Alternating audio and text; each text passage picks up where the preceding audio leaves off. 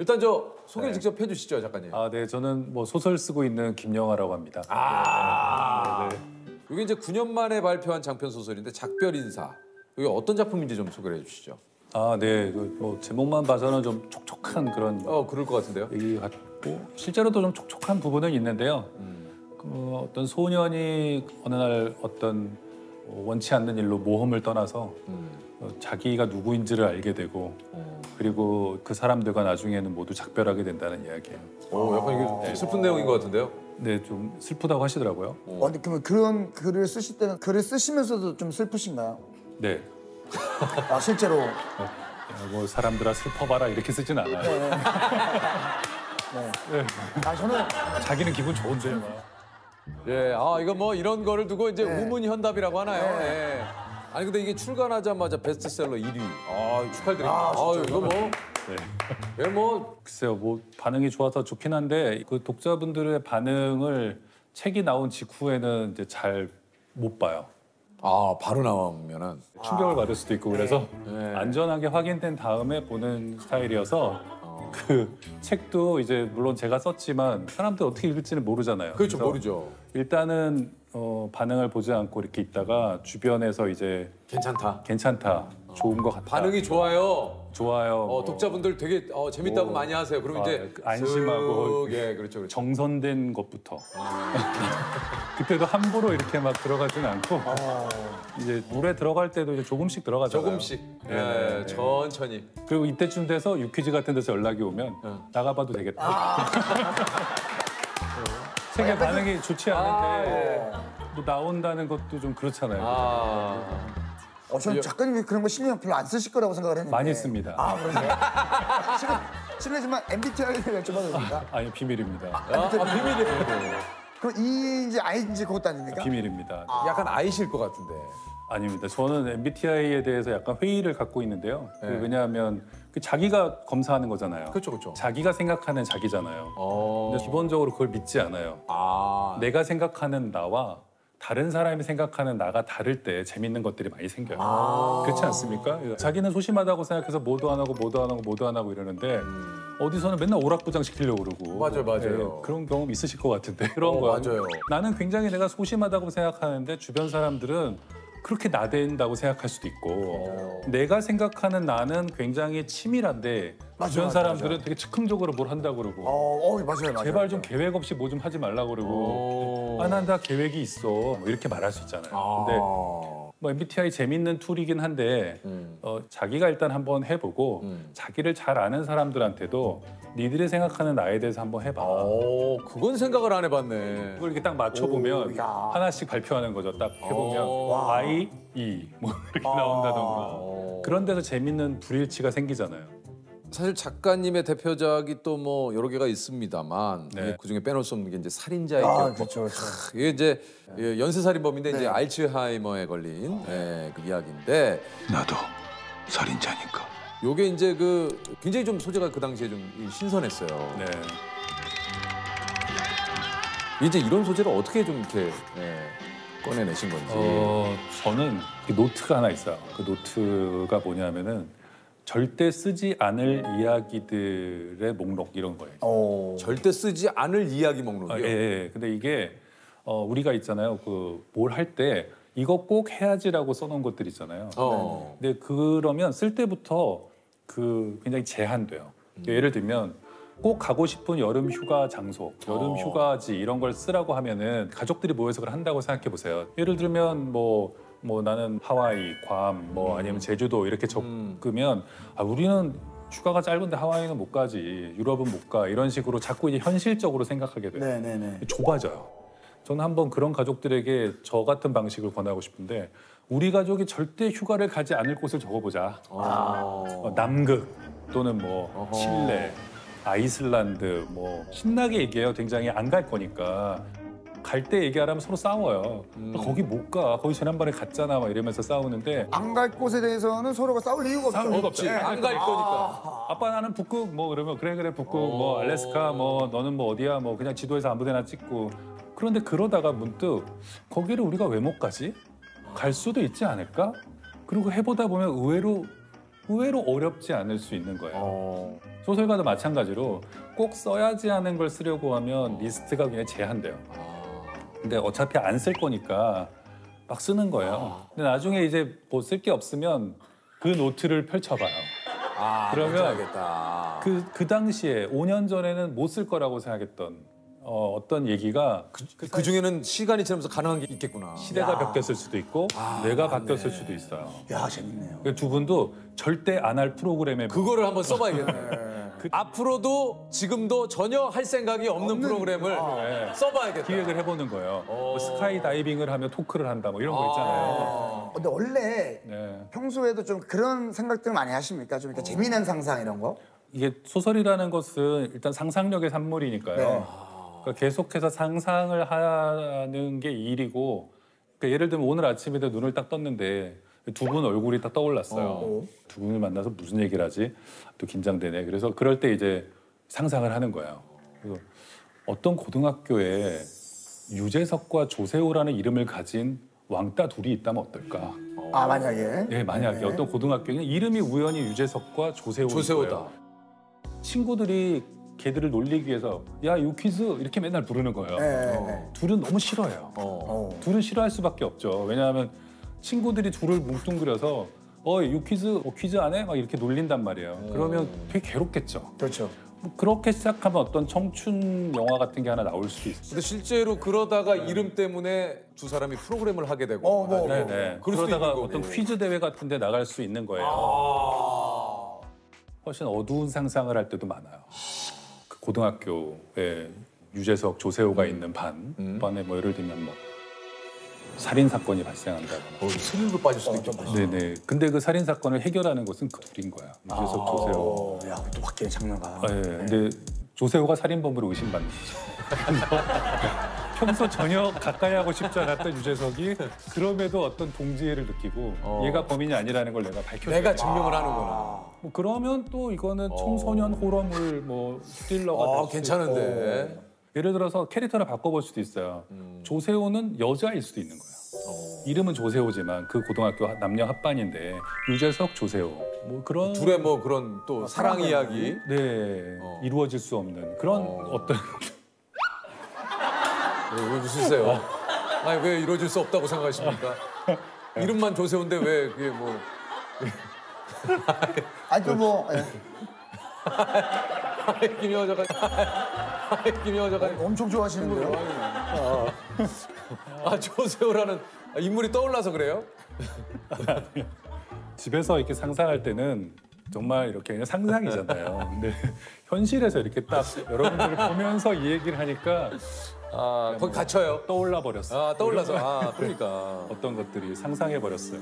아니 근데 이게 작가님이랑 얘기를 하니까 재밌는 이야기들을 많이 듣게 되네요. 그런 것 같아요. 네, 이렇게 상상을 하는 것은 저는 소설가뿐 아니라 일반인도 해보면 굉장히 재밌다고 생각해요. 시간을 보낼 때. 뭐 그런 작가님도 약간 이게 좀 직업병일 수도 있겠네요, 그죠? 그렇죠. 네. 어떤 상황을 놓고 계속해서 그 상상을 하고, 그렇죠. 네네. 지하철 같은 데서 제가 정말 20대부터 많이 하던 버릇인데 지하철 같은 데서 전화하는 사람들 있잖아요. 한쪽 얘기만 들리잖아요. 네.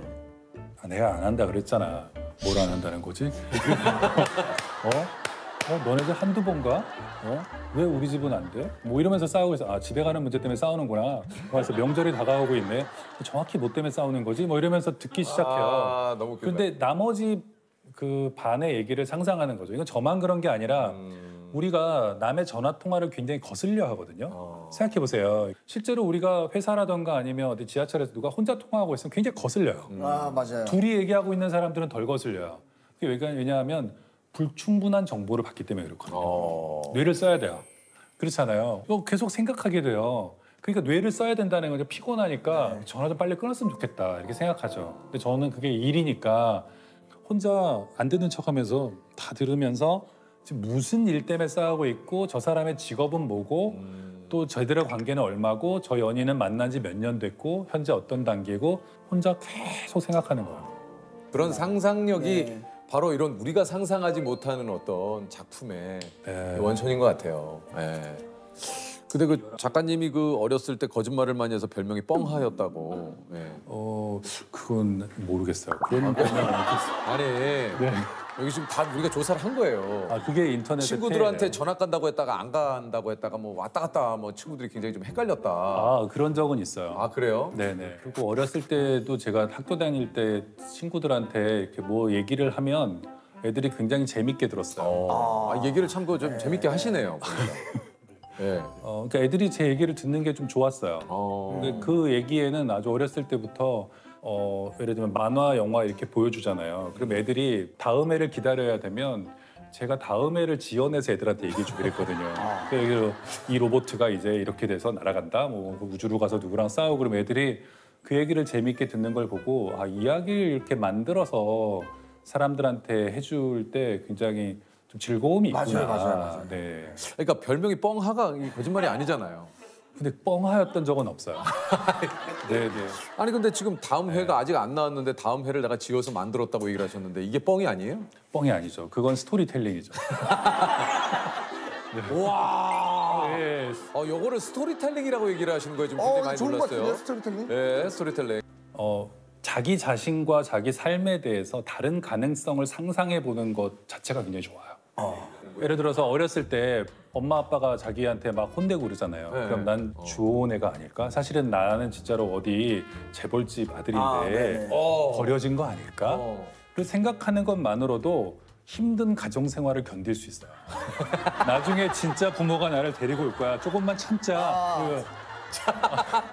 곧 찾아온다. 찾아온다. 이거는 뭐 제가 만들어낸 개념은 아니고 가족 로망스라는 그 문화평론의 개념인데 스토리텔링으로 이야기를 만들어서 힘든 현실을 견디고 있는 거예요. 이게 성인도 마찬가지예요. 그러니까 소설을 사람들이 왜 읽나 그러잖아요. 그냥 우리가 살 때 힘들 때 있거든요. 그때 그렇죠.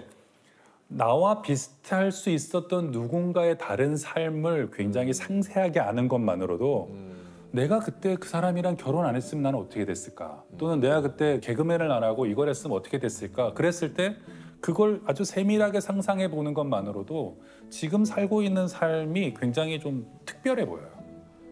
그리고 이거가 어떤 많은 삶 중에 하나고 내가 어쨌든 나밖에는 이 이야기를 만들어갈 수 없다고 생각하면 이상하게 견딜만 해요. 사람이 자기만 생각하고 있을 때 제일 괴로워요. 예전 강연 중에 40 알게 된 사실인데 친구를 덜 만났으면 인생이 더 풍요로웠을 것 같다. 쓸데없는 술자리에 시간을 너무 낭비했다. 거기서 핵심은 술자리예요.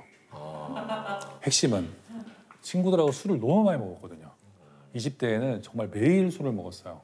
그래서 술자리가 방점이었는데 또 역시 인용될 때는 친구 필요 없다는 친구들이 얼마나 서운해하는지. 이야기가 또 그렇게 완전히 됐네요. 친구들과의 술자리였는데 네, 술을 너무 많이 마셨다. 자세히 그 맥락을 읽어보시면 그러네. 거의 매일 마셨고 술을 너무 많이 마셨고 술자리에서 했던 얘기들은 잘 기억도 안 나고 술을 마시는 대신 뭐 그냥 거리를 걸어 다녔으면 그러니까 그냥 운동을 했으면 아니면 그냥 책을 읽었으면 더 풍요로웠을 텐데 이런 얘기지. 요즘은 술을 거의 마시지 않습니다. 술을 많이 줄였고요. 거의 안 마시게 된 지 좀 됐어요. 이게 제가 최근에 읽은 책이 있는데 금주 다이어리라고 거기 보면 이제 그런 얘기가 나와요.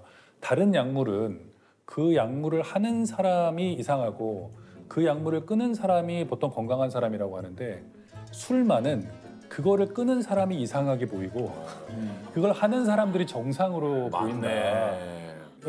회사에 신입사원이 들어왔어요. 술 맨날 마시는 직원이 있으면 아주 그냥 사회생활 잘해, 인성이 좋아. 그러면서 조직과도 잘 융합하는 그런 직원이야. 근데 직원이 술을 안 마시는 직원이다 그러면 사회생활 어떻게 하려고 그러나? 저는 끊었습니다. 이러면 대견하기는커녕 맞아. 되게 우리 회사를 뭘로 보고 술을 못 먹어? 네. 그렇죠. 사회생활 하려면 어느 정도 뭐 한두 잔을 해야 되는 거 아니야? 술이 굉장히 중독성이 강한 것임에도 불구하고 그리고 폐해도 굉장히 크잖아요.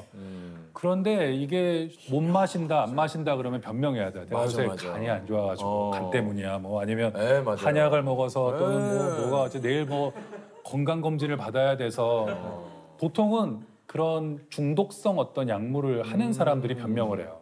그 진짜 작가님 말씀하신 대로 그 공감이 좀 되는 얘기가 그거예요. 술에 좀 우리가 너무 관대한 건 아닌가. 네. 그런 생각이 좀 들긴 술에만 관대해요. 네, 그런 것 같아요. 네, 굉장히 네. 관대하고 실은 술을 전혀 소화하지 못하는 사람들이 굉장히 고생하면서 살고 많이, 있어요. 그렇죠. 네. 맞아요.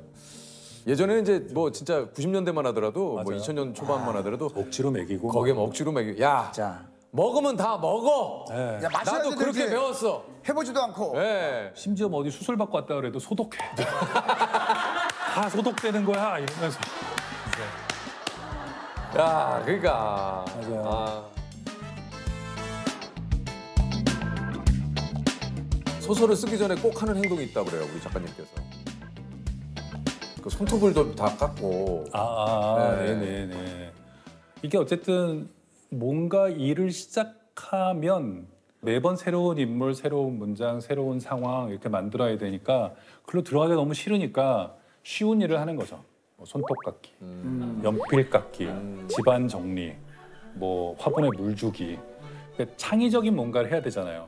창의적인 뭔가를 하기 전이 굉장히 힘들어요. 왜냐하면 창의성은 사람들이 요새 너무 창의성하고 다 좋은 것처럼 얘기하지만 창의성의 어떤 이게 문턱을 넘어가려면 굉장히 에너지를 써야만 돼요. 맞아요. 제가 늘 예로 드는 게 매일 출근을 창의적으로 하는 직장이 있다고 생각해 보세요. 자동으로 출근하잖아요. 이렇게 하고 그냥 환승하고 몇 번째 전동차에 몇 번째 문을 타고 더러러 이렇게 해서 자동으로 회사에 와야 그나마 회사 생활할 수 있지. 그래서 사장님이 직원 여러분 앞으로는 매일 창의적으로 출근하세요. 이러면 오늘은 지하철, 내일은 자전거, 모레는 행글라이더, 어느 날 수상스키. 걸어서 뭐 수상스키, 뭐 한강에 무슨 뭐 보트 타고 돌아오기, 걸어가기 뭐 그러다 보면 굉장히 아침에 일어나면 벌써 막 압박이 느껴질 거예요. 맞아. 어디 회사의 그 이제 높은 임원분들이라든가 우리 직원분들에게 늘상 이 세상의 어떤 뭐 모든 이런 벽들을 뛰어넘는 우리 직원 여러분들의 어떤 그런 창의성을 기대합니다. 근데 정작 사장님들이 좀 안 바뀌시는 것 같아요. 사장님들이 실제로는 기대하지 않아요.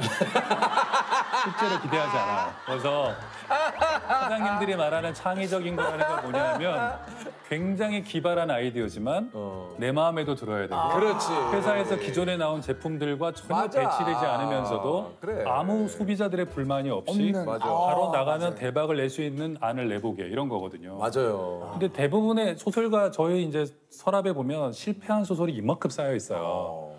대부분의 아이디어가 실패하는 거예요. 개그 짜보시면 아시겠지만 그렇죠. 대부분의 아이디어가 대부분이 그쵸, 그냥 맞아요. 버려지는 거예요. 네, 맞아요. 그런데 그게 창의적이어서 버려지는 거잖아요. 이게 박스 바깥에서 사고 와라 그러잖아요. 박스 바깥에서 사고하면 다 버리는 거예요.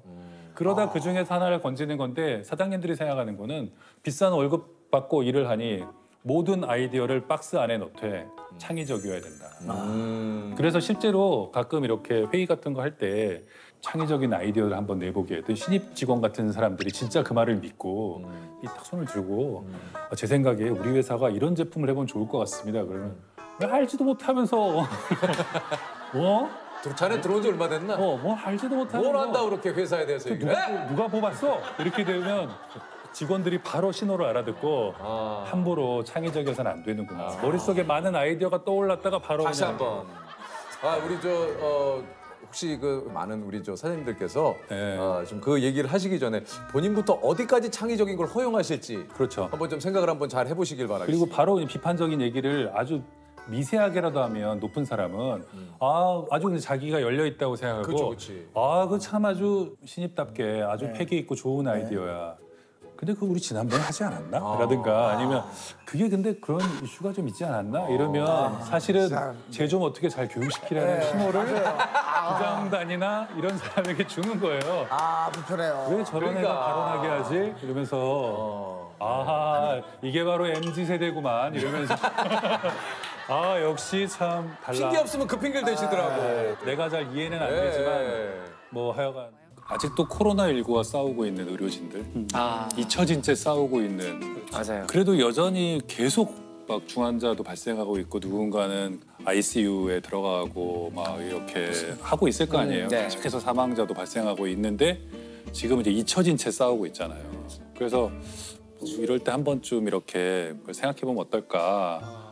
최근에 좀 다시 확진자가 많이 느는 네. 추세라고 하더라고요. 두 번, 세 번 걸리시는 분들이 굉장히 네, 많다고 네. 하더라고요. 그 확진자가 늘어났다는 거는 의료진들이 그만큼 부담이 있다는 건데 또 이제 연말 되면 연말에 또 만나야 될 사람들도 만나야 되고 네. 또 힘든 시간들이 좀 맞아요. 있지 않을까. 근데 저는 모르겠어요. 이제 한 3년 됐잖아요. 이렇게 오래 갈지 아무도 몰랐잖아요. 맞아요.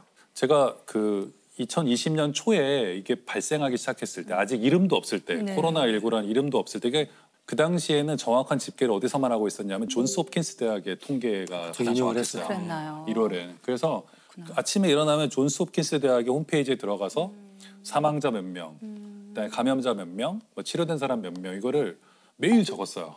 한 2달 넘게 적었는데 나중에 우리나라가 가장 많아지면서부터는 안 적었어요. 그걸 적으면서 무슨 생각했냐면 이게 어쩌면 내 인생에 경험할지 모르는 가장 어쩌면 큰 전쟁일 것이다. 여기서 벌어지는. 그러니까 이게 코로나19가 바이러스와의 전쟁인데 이게 수식어로 그냥 레토릭이 아니라 진짜 전쟁의 모든 속성을 다 갖고 있어요. 어떤 속성이죠? 네, 전쟁의 특성은 일단 사망자가 발생하죠. 이게 적이 공격해 오는데 적과 맞서 싸우려면 이쪽에 군인들이 필요하잖아요. 그 군인들이 말하자면 의료진인 거죠.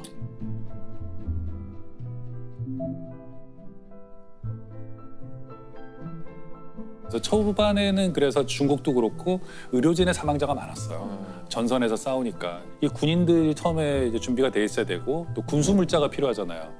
처음에 마스크도 없어가지고 우리가 막 마스크 매점 매석하고 그랬잖아요. 맞아요. 마스크 품절라고 그랬죠. 네. 그다음에는 탄약 같은 게 필요하잖아요. 네. 그게 이제 백신이죠. 백신이 올 때까지 굉장히 오래 버텨야만 했잖아요. 근데 오래 지속된 전쟁이 그렇듯이 한 3년쯤 되니까 이제 사람들이 익숙해지고. 익숙해졌죠. 근데 저는 가끔 이제 옛날 신문도 찾아보거든요. 네. 그러면 1953년에 휴전이 되기 전에 어땠을까. 그래서 옛날 신문 검색할 수 있잖아요. 네. 보면 굉장히 한가로워요.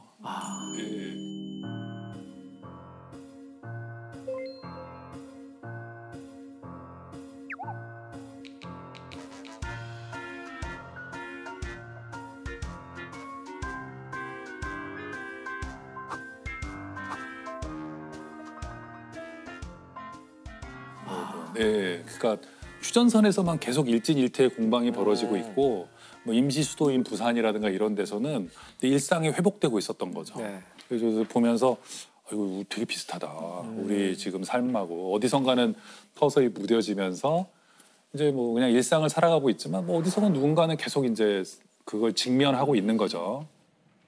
그리고 2020년에 겪었던 이거 의료진들의 무슨 예를 들면 PTSD 같은 게 지금이라고 없을 리도 없잖아요. 그렇죠. 죽음에는 무뎌지지 않으니까 그들은 계속 어떤 심리적인 문제도 겪을 것이고 또 막 이런데 어쨌든 가장 큰 차이는 현재는 사람들이 별 관심이 없다는 거. 그래서 뭐 그분들을 이렇게 뭘 얘기를 하고 싶었어요. 저도 그즈음에 이제 저희 가족분이 아프셔가지고 이제 그 코로나로 그런 건 아니었는데 종합병원 진짜 전쟁터였어요. 내가 보호자인데 왜 병실에 못 들어가냐부터 시작해서 여기저기 싸우는 소리예요. 네. 근데 그 의료진들은 얼굴이 딱 봐도 이분들 잠을 못 잤어요. 그렇죠. 머리도 다 엉망이고. 그런데 와, 나 같으면 못하겠다. 나 같은 직업이 저거라도. 아직도 현장에서 고생하시는 분들이 굉장히 많이 계시죠. 그러네요.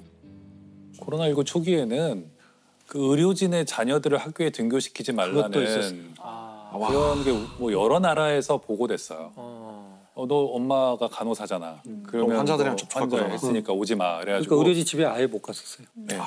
집을 못 들어가는 거예요. 집에서 좀 안 그 왔으면 병원에 좋겠다. 입원 환자 있다면서 못 오고. 그러니까 전쟁 중인데 군인들을 우리가 탄압하고 군인 자식들을 집에서 막 그 오히려 혐오하고 그러는 거죠. 그 공포를 느꼈던 것 사람들이 같아요. 두려우니까 계속 그렇게 찾는 거죠. 코로나19 참 힘든 싸움이었어요. 네네. 지금 생각해 보면 우리가 이제 많이 이제 익숙해져서 그렇지 이게 다른 전쟁과 좀 다른 게 인간다움을 이용해서 공격했잖아요. 그러니까 우리가 사회적 동물로서 서로 친하게 지내고 싶고 다른 사람하고 밥을 먹고 싶고 술을 먹고 뭐 이렇게 가까이 지내고 싶은 어떤 그런 친교의 욕구, 친밀감에 대한 희구 이런 것들을 파고들었기 때문에 인간의 본성하고 되게 안 맞았어요. 이게 나하고 가장 밀접 접촉한 사람이 다 노출돼 버리니까. 이 병 자체가 주는 위험도 있지만 그 병 때문에 사람들이 서로 분열되고 혐오하고 그런 모습들이 더 끔찍한 모습으로 나타나는데 이 바이러스에 대한 전쟁에서 우리 편이 누구냐면은 호모사피엔스 전체가 우리 편이고 우리의 적은 바이러스. 우리 연대해야 되거든요. 이걸 분명하게 해야 되는데 그때 그 거리 제한에 대해서도 용어를 잘못 만들었다는 말이 있었어요. 그러니까 사회적 거리 두기. 물리적 거리가 멀어져야 되는 거고 사회적 거리는 오히려 가까워져야 되거든요. 전화를 자주 하거나 의도했던 게 그게 아닌데 좀 용어를 잘못 만든 것도 있었어요. 그러니까 지금은 이제 그런 것들이 또 한 번 또 정리가 되겠죠. 그렇죠. 정리가 돼서 또 이제 다음에 또 올 거에 대한 대비를 또 해놓겠죠 우리가. 그럼 그 코로나 19가 나에게 가장 큰 영향을 미쳤던 어떤 부분이 있을까요? 본인의 업계에서나 혹은 내 삶 속에서 내 일상 속에서. 출판계는 네. 오히려 약간 그 2020년, 21년에 매출이 좀 올라갔다는 보고가 오히려 있어요. 집에서 책을 더 많이 읽지 않았을까요? 그런데 밖에 못 나가고 더 이상 할게 친구들이랑 없으니까. 못 나가고 여행 못 가고 막 이러니까 책은 이제 주문하면 집으로 오니까. 그렇죠. 그쪽은 어떠셨어요? 이제 저희는 이제 저희 대학이 초토화됐었죠. 그렇죠. 학생이 없는 캠퍼스. 말이 안 사실 돼. 상상도 정말- 못하는 일이었죠. 그때. 정말 우울한 캠퍼스의 모습을 보면서 예상할 수는 있지만 학생들이 대학에서 수업을 듣는 것만이 아니라 네. 자기들의 문화를 만들고 서로들 간에 모여서 맞아요. 사회를 만들고 이것이 얼마나 중요한지도 또 깨닫게 돼서 2년간 그게 없었잖아요. 그래서 이번 올해부터 이제 올 2학기부터 2년 반이 지나서야 이제 비로소 학교에 학생들이 와서 이제 다시 학생회를 조직하고 다시 뭔가 그 전의 문화를 만들어 보려고 하는데 안 돼요. 갭이 있잖아요. 이걸 기억하는 사람이 별로 없어서 정말 그 저도 깜짝깜짝 놀랄 때가 많은데 학생회에서 와가지고 뭐 예를 들어서 저희가 MT를 가려고 합니다. 그래서 그래 MT 좀 가야지 너 이렇게 지난 2년 반 동안 못 갔잖아. 근데 MT를 가려면 어떻게 해야 되나요? 이끌어줄 선배가 뭐 없어. 후유증이 있구나. 어디로 뭐 돈을 걷어야 되나 뭐 하나도 애들이 모르는 거야. 뭐 축제를 해야 되는데 뭐 뭘 어떻게 해야 되는지를 아는 단절이 애가 돼가지고. 없는 거예요. 그러니까 사실 이게 우리가 너무나 그동안에 당연하게 굴러가고 있었던 사회의 많은 것들이 사실 이게 전수가 되었던 거잖아요. 선배가 있고 다음 사람한테 얘기해주고 이렇게 되던 것이 이게 끊겼을 때 다시 시작해야 된다는 것이 얼마나 어려운 것인지 금방 복구될 거라고 지금 기대는 하지만 모르겠어요. 이게 똑같이 다 복구될지. 그 세대는 영원히 상흔처럼 지나가는 것 같아요. 그럴 것 같아요. 그 다음 이번 이제 들어온 신입생들부터는 새로운 문화가 형성될 수도 있고 회복의 기미가 보이더라도 그 딱 그 3년은 그 상흔처럼 평생 가는 것 같아요. 너무 안 됐어요, 저는. 안 됐죠. 본인들이 자조적으로 뭐라고 그러냐면 미개봉 중고폼이라고 그래요. 아직 까보지도 않았지만 중고가 돼버린. 2학년이 되고 3학년이 돼버리고. 저희 딸도 이제 고등학교에 입학하면서부터 지금 코로나 똑같죠, 시작돼서 그렇죠. 2년 지금 3년 마스크를 벗은 적이 없거든요 학교에서 서로 얼굴을 모른대요. 맞아요. 예. 얼굴을 몰라요. 얼굴을 다 본 적이 한 번도 없었기 때문에 그리고 마스크 벗는 거를 약간 이제 싫어해요. 예, 예. 부끄러운 것, 쌩얼을 보이는 맞아, 것의 맞아요, 부끄러움으로. 근데 이제 하더라고요. 이제 밥 먹을 때는 벗을 수 있게 하라 그랬는데 그 자기를 보여주는 게 싫어서 밥을 안 먹는 아이들도 있고. 그러니까 지금 아이들의 그 사회성에 대한 문제는 사실 우리가 너무 심각하게 생각하지 않는 경향이 있는데 저는 이게 뭔가 사회의 문제를 일으키지 않을까 걱정도 많이 돼요, 사실. 이 친구들의 사회는 제가 아마 짐작할 수 없는, 제가 상상만 겨우 해볼 뿐인 것 같아요. 완전히 다른 거죠. 그런가 하면은 제가 전혀 생각지 못했던 변화가 저는 올 초에 이탈리아 여행을 갔는데 거기 이제 가이드 해주시는 분 겸 사진 작가가 계셨어요. 굉장히 거기서 오래 사신 분인데 여기 소매치기가 많다면서요. 이제 다 그리고 듣고 네, 왔고 네. 저도 옛날에 또 몇 번 가봤지만 많다면서요. 누가 물어보니까 거의 다 없었어요. 그런 거예요. 왜 없었어요? 관광객이 안 왔잖아요. 그러니까 그 소매치기들이 자기 잡이 직장을 없어진 거예요. 잃었구나. 네. 한마디로. 그러면서 그럼 그 사람들은 지금 다시 뭘 하고 시작하면 되잖아요. 그랬더니 이 사람들이 딜리버리가 훨씬 돈이 되는 걸 알아버렸어요. 배달. 네. 그래서 소매치기는 저희가 가 있으면서 들은 적도 없고 본 적도 없어요. 한참 저는 이제 법의학적으로 보면 재난 불평등이라는 표현을 저희는 하는데 같은 파도가 치면 약한 사람이 먼저 쓰러지거든요. 네. 그러니까 혹시 기억하실지 몰라도 그 코로나 시기 때 희한하게 가정폭력 또 영아 살해 뭐 아동 학대 뭐 이런 게 많았어요. 아이들도 도망갈 데가 없고 없죠. 네, 어떻게 나갈 수가 없는 거예요. 그런 부분이 우리가 좀 다시 한번 돌아봐야 될 것 같기도. 이 코로나가 종식이 될까요? 이미 종식돼 간다고 봐야 돼요. 왜냐하면 재감염되는 사람들이 있다는 것은 또 이미 일상 속으로 들어와 있다는 거거든요. 감기화되는 거죠. 종식이라는 게 어떤 뜻인지 또 생각해봐야 그렇죠. 되는데 완전히 종식이란 완전히 무엇이? 없어질 수는 없잖아요. 뭐든지. 내 친구 종식이. 이제 익숙해요. 무슨 김종식인가 뭐 잠깐 생각했는데 전쟁은 끝날 것인데 이제 전에 작년인가 제가 신의 화살이라는 책을 봤거든요. 이제 그런 전염병 팬데믹만 연구하시는 뭐 뉴욕의 무슨 학자신데 그분이 모든 팬데믹의 어떤 진행 과정들을 이제 보신 결과 뭐 로맨스의 폭발 같은 것도 우리가 생각해 볼 수 있다. 로맨스 대폭. 네, 로맨스 그러니까 사람들이 전쟁 이후에는 갑자기 사랑을 더 많이 런던도 2차 세계대전 때 폭격 받은 뒤에는 네. 그 폭탄 떨어진 뒤에 일상적 생활을 하더라도 살아남았다라는 그런 생각들이 환희가 있으니까. 역으로 그런 더 평범한 생활을 하더라는 거죠. 그리고 결혼도 많이 하고 또 애도 많이 낳고 뭐 이랬었는데 이번에도 그게 반복될지 좀 한번 지켜봐야 될 것 같아요. 이번에 살아남았다는 느낌은 좀 덜하지 않아요? 네, 그죠. 유혈이 낭자하고 막 그러지는 않으니까. 그러니까. 근데 우리나라는 그 지경까지 가지 않았지만 예를 들면 이탈리아라든가 뉴욕 같은 데는 막 냉동 트럭에 막 시체들이 막 실려 있고 이런 걸 사람들이 봤잖아요. 네네. 그리고 우리보다 훨씬 끔찍하게 겪은 나라들이 있으니까 그런 나라의 어떤 젊은 세대들의 좀 팬데믹 이후의 감수성은 좀 다르지 않을까? 그럴 수 있죠. 우리가 언제나 변화를 많이 이야기하잖아요. 뭐 이번 코로나도 그 예지만 변화의 시대. 뭐가 많이 바뀌고 뭐 정신없이 세상이 돌아가니까 다 변화가 어떻게 되는지를 많이 얘기하는데 더 중요한 것은 변하지 않는 것들이 더 전 중요하다고 생각하거든요. 왜냐하면 실제 우리 인간의 역사를 보면 크게 변하지 않았어요. 상당히 오랜 시간 동안. 변화가 중요해진 것은 19세기 산업혁명 때부터 그런 거지. 솔직히 아무도 모르거든요. 맞아요. 특히 19세기 이후에 이 산업혁명, 과학기술이 만들어낸 변화의 특징은 누구도 예상하지 못한다는 거예요. 맞아. 왜냐하면 이 과학기술은 그 속성상 그 이전에 존재하지 않았던 것들이거든요. 맞아요. 플라스틱도 존재하지 않았고 30년대에 플라스틱이 만들어진 이후 어떤 미래가 올지를 예상하는 사람이 있을 수가 없어요. 이건 존재하지 않았던 물질이거든요. 결국 이 물질이 세상을 뒤덮을 지경까지 왔는데 아무도 몰랐죠. 따라서 이 변화를 예측한다는 게 얼마나 무모한 짓인지 때로는. 그렇다면은 오히려 변하지 않는 거를 먼저 챙기고 변하지 않는 것들을 다 챙기고 나면 사실 변하는 걸 찾기도 쉽거든요. 맞아요. 저는 결국에 코로나를 비롯해서 어떠한 장벽이 우리에게 닥쳐오더라도 결국에 바뀌지 않는 거는 우리 인간은 인간을 사랑하고 있다는 것 같아요. 우리는 서로를 필요로 하고 서로를 도우려고 하고 서로가 서로에게 좋은 도움의 손길을 계속 잡아주는 존재들이기도 했고 그건 어떤 어려움이 있더라도 우리 인간이 인간을 생각하는 마음은 아마 바뀌지 않을 거라고 생각해요.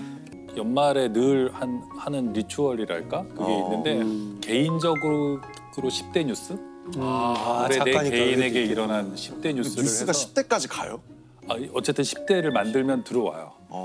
별거 아닌 것도 뉴스나 무슨 신문사나 이런 데서 뭐 올해 세계의 뉴스 같은 걸 정리하잖아요. 그런 걸 보고 뭐 저게 중요한 일이었겠지. 근데 자기 개인에게는 그게 중요한 일이 아닐 수도 있잖아요. 그럼요. 그래서 해보는 거예요. 뭐 해가지고 뭐 이거 하다 보면 한 해를 좀 이렇게 촘촘하게 다시 보게 돼요.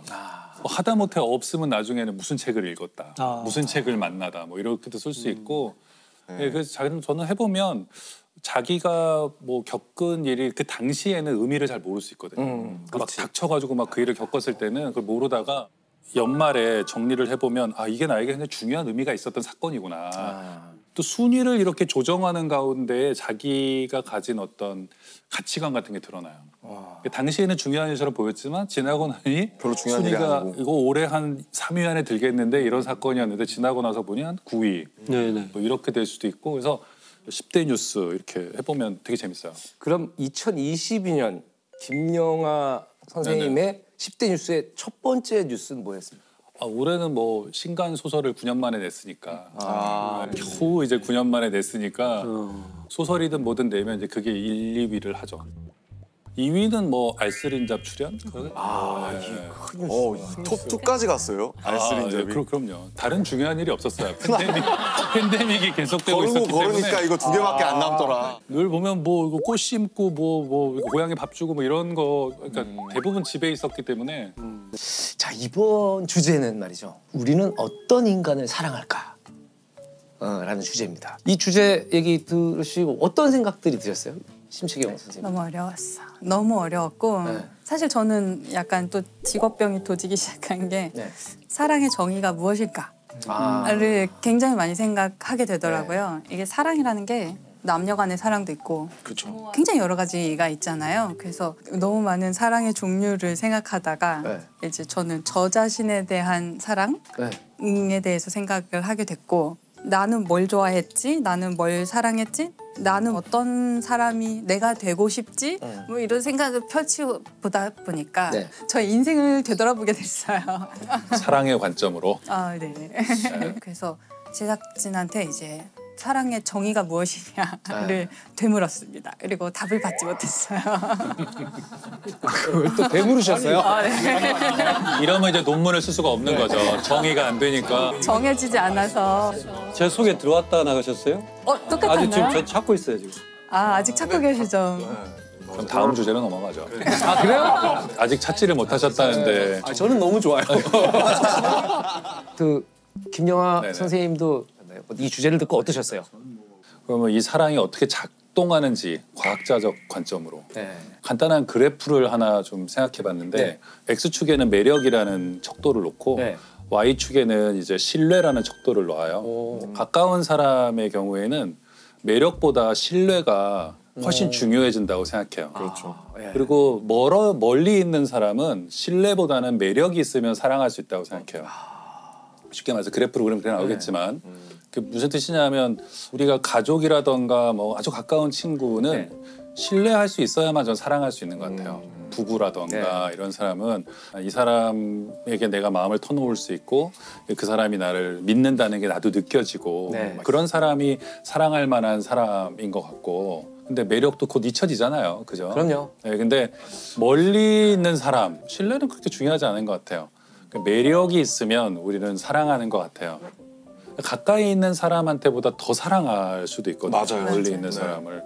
그렇지 우리가 멀리 있는데 뭘 한다고 매력을 느끼며 그 사람들을 그렇게까지 사랑하나 그것에 대해서 좀 생각해봤어요. 뭐가 우리를 멀리 있는 저 별과 같은 존재들 뭐 그런 존재들을 사랑하게 만드는가.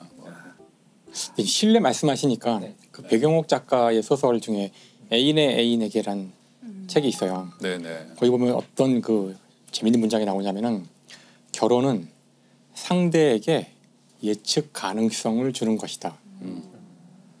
결혼 이전에 서로 만나고 애인 사이일 때에는 사실 끊임없이 놀라움을 사실 줘야 돼요.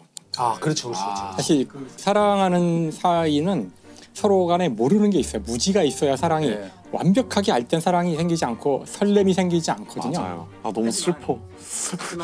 하지만 그 사랑이 이제 제도로 들어갈 때 우리에게 필요한 것은 상대에게 예측 가능성, 바로 신뢰를 얘기하는 그렇죠. 거죠. 그러니까 이제부터는 저 사람이 내가 어떻게 행동할지를 충분히 예측 가능하게 해줘야 되고 그러기 위해서는 끝없이 약속을 지키는 그렇죠. 작은 맞아요. 약속들, 수많은 약속들을 지켜가는 과정을 통해서 그런 차이가 있는 것 같아요. 그게 특히 그 얘가 그 결혼 제도가 보여주는 사랑이 그런 종류의 사랑이에요. 네, 그러니까 다시 말해서 그토록 뜨거운 열정은 없어지고 이제 시작도 안 한 사람들 소극적인 거 그러니까 지금 저만 미혼인 거죠? 그렇죠. 그 결혼 제도에 대한 뭐랄까요? 특히 저희 같은 90년대생들부터 그 제도에 대한 약간 근본적인 회의감을 갖게 되는 그런 이제 그런 마음이 있어서 그러니까 저는 참 되게 무섭기도 하고 일단은 되게 긴가민가 해요. 아, 어떤 사람과 영혼을 약속을 하고 뭐 주례를 하고 친구들을 모으고 그런 일이 내 인생에서 일어날 수 있을까에 대한 생각을 예전에는 자연스럽게 그냥 뭐 나도 때 되면 뭐 취직해서 열심히 이렇게 해서 결혼하겠거니 했는데 일단은 제가 삶을 사실은 어떻게 보면 비일반적인 삶을 제가 선택해서 살게 된 것도 있고 요 몇 년 전부터 약간 갑자기 내가 안 할 수도 있지 않을까라는 생각이 들더라고요. 처음으로. 근데 그게 한 번 드니까 약간 걷잡을 수 없는? 사실은 옛날 어른들이 얘기할 때 다 하면 결혼은 뭣도 모를 때 해야 된다. 근데 저희 어머니 아버지도 그렇게 얘기하셨어요. 예. 딱 제 나이 때 하셨는데 잘 몰랐다고. 지금 널 보니까 물론 부모님이셔서 그렇겠지만 진짜 아무것도 모르는 어린애 같다. 근데 저도 제가 그런 거 같거든요. 나도 내가 어린애 같아요. 감독님은 진짜 그런 거 같아요. 감독님은 드물게 정말로 그런 거 그러신 거 같아요. 근데 저는 딱 되게 단순하게 생각했습니다. 어제 보고 그제 봤는데 내일도 보고 오늘도 보고 봤는데 내일도 보고 싶어. 매일매일 보고 싶어. 그러면 결혼하는 거지. 쭉 하다 보니까 어떻게 결혼 얘기까지 왔고 되게 궁금해하시는 분들이 많을 것 같아서. 네, 근데 지금 그 세대가 전부 거의 대부분이 이제 거의 이제 디폴트를 결혼해야 돼? 뭐 이런 비혼을 거. 디폴트로 놓고 아주 특별한 경우에만 결혼하는데 맞아요. 그게 또 하나 문제가 요새 이제 결혼이 거의 중산층 이상의 문화가 되어가고 있어요. 결혼을 할 때 비용이 많이 들기 때문에 이게 좀 소득이 낮거나 저소득층이거나 이런 경우에는 굉장히 큰 결심을 해야만 결혼이 가능해지고 절대적인 소득이 낮아서가 아니라 결혼을 함으로써 포기해야 되는 비용이 있잖아요. 기회비용이 많이 사죠. 너무 크죠. 그거를 나는 내가 혼자서 더 윤택하게 사는데 투자하고 싶은 맞아요. 게 더 정말 말씀하신 대로 기본이 된 것 같아요. 맞아요. 근데 19세기 이후에 낭만적 이 결혼관에서는 결혼은 사실 연애의 연장처럼 생각했기 때문에 사랑이 계속돼야만 하고 막 가슴이 계속 몇 년 동안 몇십 년 동안 뛰어야 되는 줄 알지만 그러면 병원에 가야죠. 몇십 년간 가슴이 뛰면 신부전. 저는 그거보다는 성격이 달라진다고 생각해요. 결혼하면 굉장히 장기적인 어떤 신뢰 관계로 들어가는 것이고 그래서 저는 신뢰도 매우 굳건하고 오래 지속되는 신뢰도 일종의 사랑이라고 생각해요. 우리가 사랑이 뭔지를 정의할 수는 없지만 이 세상은 사랑으로 충만해 있잖아요. 그렇죠. 그래서 김명화 선생님께서는 우리는 어떤 인간을 사랑할까? 이 주제를 듣고 어떤 생각이 떠올려요? 누가 떠오르셨는지. 저는 그래서 딱 들었을 때 처음 떠올랐던 사람은 발자크예요. 발자크. 오노레드 발자크 소설가.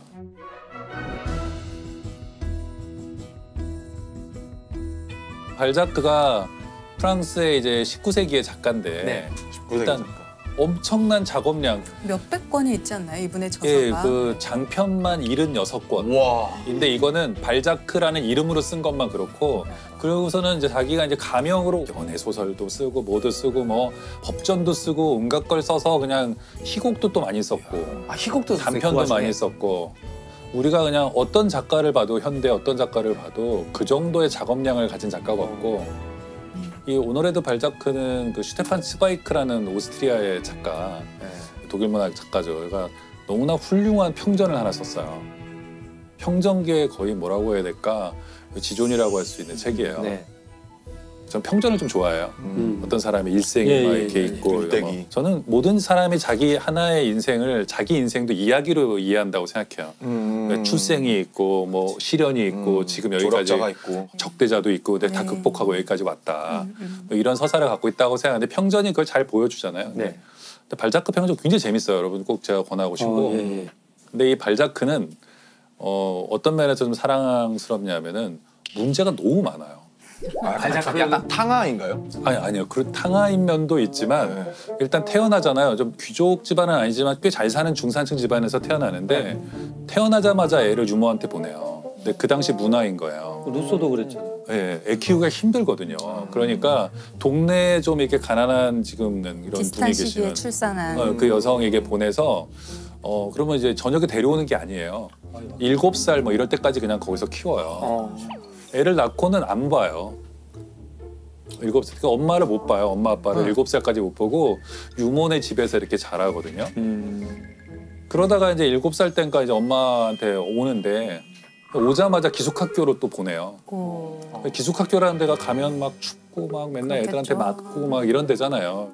험하게 크셨구나. 부모의 사랑을 받지 못하고 거의 못 받았어요. 그때부터 우리는 이 사람을 사랑하기 시작해요. 그 연민을 불러야 영화 주인공이에요. 이 사람이 해리포터가 부잣집 아들이면 사랑하겠어요. 친척집 계단에서 계단 밑에서 살고 있으니까 벌써 우리가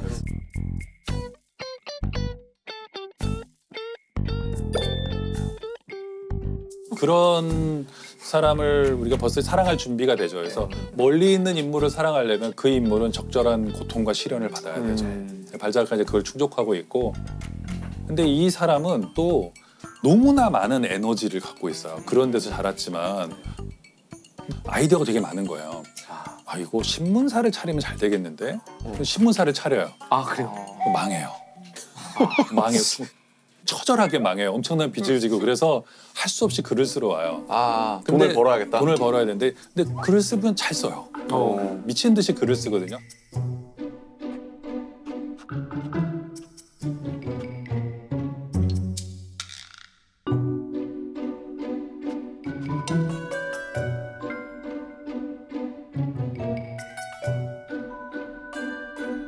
근데 자기가 그 재능을 몰라요. 그냥 이거는 잠시 밥벌이고 빨리 이거 해가지고 또 뭐 해야지. 다른 사업 해야지. 또 출판사를 차려요. 네. 근데 그것도 또 금방 망하거든요. 왜냐하면 너무나 허황하게 일을 벌이는데, 근데 후대에 보면 발자크가 하려고 했던 아이디어들은 다 나중에는 다 실현돼요. 아, 너무 빨리 앞서갔구나. 그러니까 출판사에서 뭘 이 사람이 생각했냐면, 야, 왜 전집 같은 걸 안 내지? 세계 명작 전집 같은 거 내면 좋을 것 같은데. 아유, 사람들이 한 권도 안 사는데 그 50권, 100권을 사겠어? 이러면서 안 된다고 하는 거야. 근데 돈 막 끌어들이고 막 계약금 치르고 자기 돈 막 벌고 종이 사고 이래가지고 엄청난 전집을 냈다가 파산하죠. 근데 그걸 이어받은 사람은 나중에 그 출판사로 크게 성공해요. 그러니까 발자크는 아이디어는 막 넘치고 에너지도 넘쳐서 뭔가 일을 시작하지만 하는 족족 망하고 막 안 되는 일이 없어요. 발자크는 왜 그렇게 계속 사업을 했을까요? 저는 뭐 심리적인 문제는 분명히 있었을 거라고 생각해요. 약간 조증 상태가 아니었나. 조일 때 사람들이 이제 조라고 하면 기분이 좋은 상태라고 생각하지만 심리적으로 조증을 가장 잘 표현해주는 에피소드는 그거래요. 이렇게 예를 들면 포르쉐 매장에 간대요. 빨간 포르쉐 예쁜 게 있잖아요. 이거 하나 달라고. 안 살펴보시고요. 시승 안 하세요? 뭐 시승이 필요 있나? 이거 하나 주세요. 아 그래요. 그 옆에 하나 더 있네. 2개 주세요. 아니, 저것도 빨간색인데요. 2개 필요해요. 빨간색 포르쉐 2대를 사갖고 집으로 가는 거죠. 근데 면허가 없는 사람. 이런 게 조증이에요. 조증이 좀 심한 사람이 있으면은 가족들이 재정적으로 굉장히 힘들죠. 그 낭비로 많이 나타나는데 발자크 전형적으로 낭비벽이 있거든요. 너무 쓸데없는 걸 많이 골동 사고 사고 막 화려하게 꾸미고. 네. 그래갖고 돈을 아무리 많이 들어와도 금방 없어져요. 발자크는. 그러면 또 나는 왜 돈이 자꾸 없어지지? 그러고는 또 글 쓰고. 또 써야 돼요. 그 사람이 한 18시간 정도 일을 하거든요. 16시간 이렇게 일을 하는데 조수를 고용해야 되겠다. 조수를 고용해서 너는 내가 잠든 6시간 동안 이어서 써라. 근데 발자크가 쓰던 소설을 어떻게 이었을 수 있겠어요. 아니 편의점도 아니고 계속 그래서 발자크가 글을 안 달리는 어렵다고 하면은 제가 설명해 줄게. 그래서 한 2시간 동안 자기가 쓰던 얘기를 잘 설명해 줘. 이렇게 쓰면 돼. 그러면서 어렵지 않지. 쓸 수 있지. 나 잔다. 그리고 자고 일어나면 막 머리를 쥐어뜯으면서 조수가 괴로워하고 있어요. 바보 아니야? 내가 이렇게 다 설명해 줬는데. 한 줄도 못 썼어. 자르고 계속 그러다가 결국 자기가 쓸 수밖에 없겠다고 생각하고 쓰지만 뭐 계속해서 빚은 늘어나고 그러면서도 또 엄청난 속물이에요. 이름이 원래 오노레 발자크인데 어느 순간 거기다 드를 넣어요. 드를 넣더라고요. 오늘의 드 발자크. 오노레 드 발자크. 드는 귀족만 붙일 수 있잖아요. 그런 걸 또 붙여요. 혼자 자기가 낸 혼자. 거예요? 네, 혼자 넣기 시작했어요. 그래서 세상이 다 비웃어요.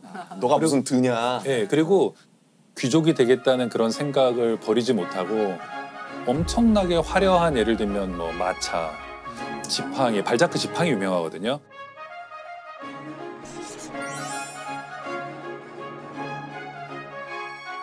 그 당시 엄청난 돈이 지금 돈으로 따지면 거의 뭐 엄청난 수입차 한 대값 같은 정도의 지팡이를 주문해서 하는데 늘 사기당하고 뭐 잘못 사고 자기는 엄청난 골동품을 샀다고 생각하지만 실은 거의 가짜고 그래서 귀족들이 다 비웃어요.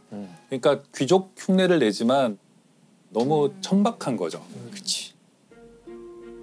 근데 이 발자크는 그러면서도 그러면 자기는 정말 걸작들을 쓰고 있는데도 몰라요. 그리고 사랑을 하는데 사랑도 다 엄마뻘 되는 사람만 사랑해요. 어머니의 사랑의 결핍, 뭐 사랑에 대한 결핍. 그렇게 해석이 되죠. 처음에는 뭐 옆집 사는 친구 엄마 이런 사람하고 대하고 꼭 자기를 보살펴주고 자기의 뭐 빚도 갚아주고 막 이러는 귀족 부인들과 그러니까 오직 하나의 방법만 생각해요. 엄청난 재산을 가진 귀족에게 결혼하는 것만이 희망이에요.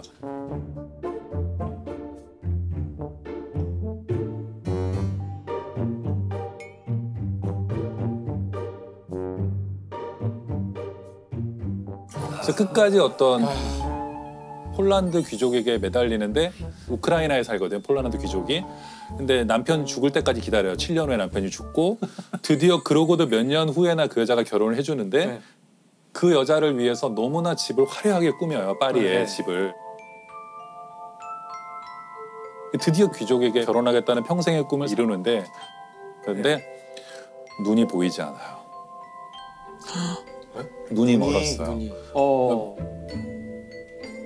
정말 아이러니하죠. 그렇게 화려한 것들로 다 꾸미고 책과 이런 건데 근데 눈이 보이지 않아요. 그래서 누워 있고 그 여자는 발자크한테 큰 관심이 없어요. 그래가지고 계속 뭐 쇼핑이나 하러 다니고 이러다가 이제 발자크는 혼자 죽거든요.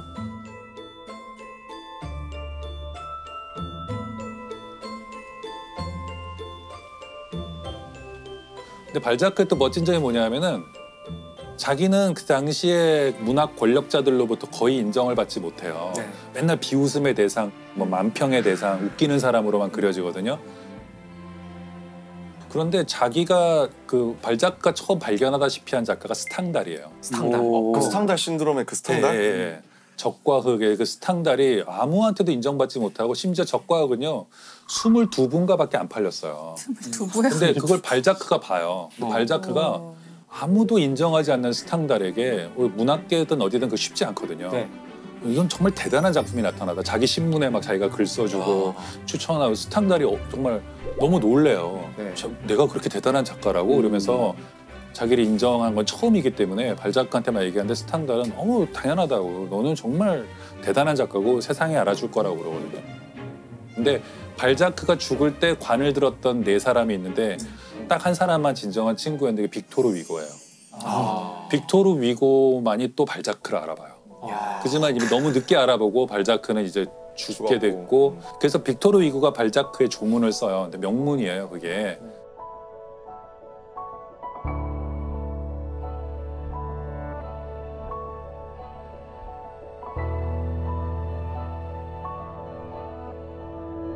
그렇지만 발자크는 사실상 거의 사람들로부터 진정으로 원하는 걸 얻지 못했지만 자기의 재능은 엄청났고 자기가 원하는 걸 얻기 위해서 끝까지 싸워보고 몰락한 사람이죠. 시련과 고통을 당하고 인간적으로도 한계를 갖고 있어요. 분명히 부모의 사랑도 받지 못했고 귀족이 되고 싶고 허용이 있고 누구나 귀족이 되고 싶잖아요. 사실 존중받고 싶고 높이 올라가고 싶고 그런 욕망을 또 다 드러내면서 최대한 노력하고 그러면서 재능은 있고 근데 자기가 그 재능을 몰라요. 이거 사실 요즘에 유행하는 거거든요. 먼치킨물이라고 하잖아요. 그러니까 소위 나는 진짜 엄청난 파워를 갖고 있는데 나만 모르는 거예요.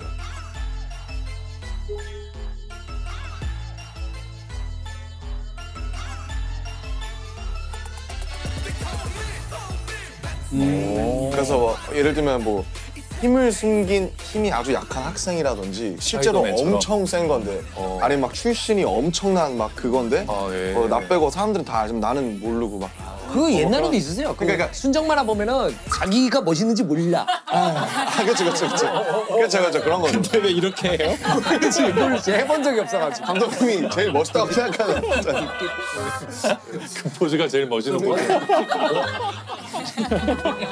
그 발자크는 거기 그런 표현이 나와요. 그냥 스테판 츠바이크 책에 보면 저기 그냥 바 주인으로 이렇게 앞치마를 걸치고 있어도 어울렸고 얼굴이 푸죽간 주인에도 어울리고 농부여도 어울리고 단 하나 어울리지 않는 게 있었으니 작가다. 너무 우스꽝스러운 거예요. 작가로서는. 발자크가 이런 돈 문제 같은 거를 처음 쓰기 시작했는데 작가 중에 존 얘기 사실 쓰기 쉽지가 않거든요. 돈. 돈을 잃고 빌리고 뭐 돈 내주고 막 이런 거. 작가들이 이상하게 그 얘기를 쓰기 싫어하는데 근데 그걸 쓰면 사실 독자들은 굉장히 몰입해요. 현실감 있잖아요. 돈 때문에 늘 고통받고 있거든요. 우리가 사실주의라는 어떤 사조를 얘기할 때 언제나 발자크로 시작하는 거예요. 그 전에는 막 궁정 귀족이 로맨틱하게 뭐 사랑을 고백하고 막 이러고 있었던 발자크는 자 이제 계산을 해보자. 상속녀를 만나면 1년에 얼마를 벌고 얼마를 대고 그다음에 여기서 이런 사업을 하고 그래서 발자크는 나중에 죽고 나서야 사람들이 가치를 알게 됐는데 자기는 귀족이 되고자 했지만 프랑스의 평범한 시민들의 모습을 그렇게 잘 그려준 사람이 없어요. 그러니까 장사꾼, 하숙집 아저씨, 푸죽간 주인, 뭐 군인, 뭐 그 야망이 뭐였냐면 나는 프랑스에 존재하는 모든 인간을 다 그리겠다. 그 프로젝트가 인간 희극이에요.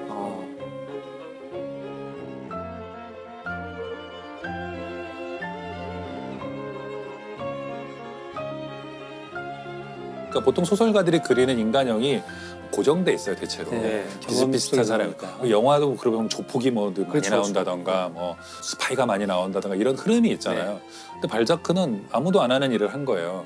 그러니까 뭐 예를 들면 시골 여자도 쓰고 뭐 그다음에 의사도 다루고 뭐 고리대금업자도 다루고 사업가도 다루고 성직자도 다루고 내가 그러니까 거대한 프랑스라는 어떤 나라의 거대한 어떤 이런 인간 지도를 그리겠다. 김영하 작가님이 정의하는 기적 이건 뭘까요? 뭐 저도 그 아까 김상욱 선생님 말씀하신 것처럼 확률이 엄청나게 적은 일이어야 된다. 이거는 분명하고 그렇죠.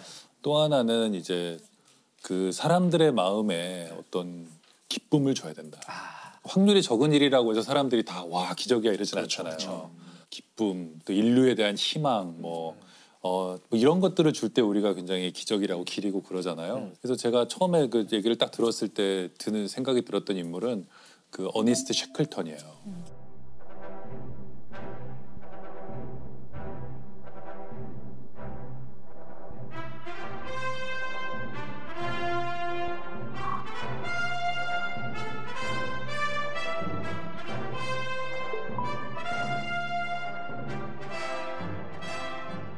이분은 그 원래 남극을 아주 젊었을 때 갔어요. 28살에 남극을 스콧 그 유명한 스콧하고 갔거든요. 근데 갔는데 실패하고 돌아왔죠. 근데 이분은 남극에 뭐가 있는지 두 번째로는 이제 스콧 아니라 자기가 자발적으로 또 해가지고 또 자기가 탐험대를 조직해서 남극을 가요. 근데 탐험대를 조직하는 게 그 천문 그거랑 되게 비슷해요. 펀딩을 해야 돼요. 사람들이 돈을 막 크라우드 펀딩. 크라우드 펀딩을 해서 막 소액 헌금한 사람도 있고 막 기부도 받고 부자들 만나면서 설득해야 돼요. 돈이 많이 들잖아요. 그런 탐험은 거의 우주선 띄우는 것만큼 돈이 드니까. 제안서를 잘 써야 돼요. 잘 써야 되겠죠. 다들 작가들이겠네. 네, 그리고 영업에 좀 이게 다 대가들이에요. 그 탐험을 떠난 사람들 보면은 설득을 먼저 하는 게 우선이거든요. 근데 셰클턴에서 어쨌든 설득을 잘해서 배를 하나 또 타고 갔는데 이번에는 남극에 거의 한 190km 정도 지점까지 남극점까지 가요. 그 정도면 거의 서울에서 한 대전 뭐 좀 넘어가는 그 정도까지 얼마 안 남으니까 탐험이라면 거의 다 간 셈이죠. 근데 셰클턴은 안 되겠다 돌아가요. 왜냐하면 식량이 떨어지고 그래가지고 돌아와서 눈물을 머금고 돌아오거든요. 돌아오는데 스콧 경은 그 다음에 이 사람 다음에 가요. 그 스콧 경도 역시 그 남극에서 노렸잖아요. 근데 스콧은 남극을 못 간 줄 아는 분들이 많이 계세요. 스콧은 남극에 가긴 갔어요. 또 스콧이 왜 사람들이 이렇게 비극적이라고 생각하냐면 남극에 갔더니 방금 전에 다녀가신 분이 계신 거예요. 그게 노르웨이 아문센이에요.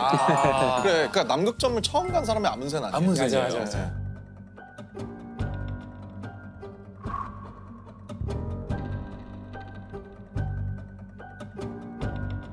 노르웨이한테 지다니 탐험하면 영국인데 그렇게 생각했기 때문에 또 달 탐사를 하듯이 박차를 가해서 그리고 셰클턴은 그래서 뭐 이미 아문센이 정복을 했기 때문에 목표를 이제 또 펀딩을 받아야 되니까 또 가야 되니까. 우리는 횡단을 한다 이렇게 얘기했어요. 횡단.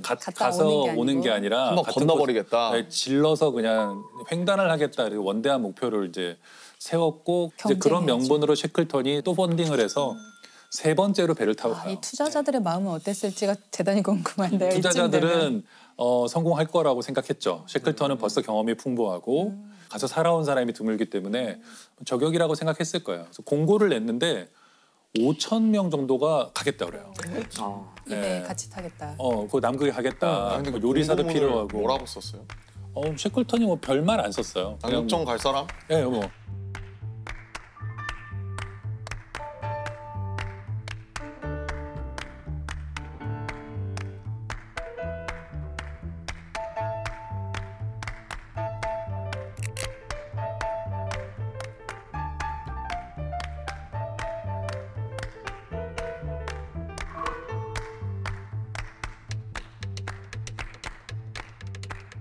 세 번째 탐험을 떠나는데 뭐가 문제였냐면은 그 부빙이라고 하는 거, 그러니까 얼음덩이들이 떠댕기잖아요.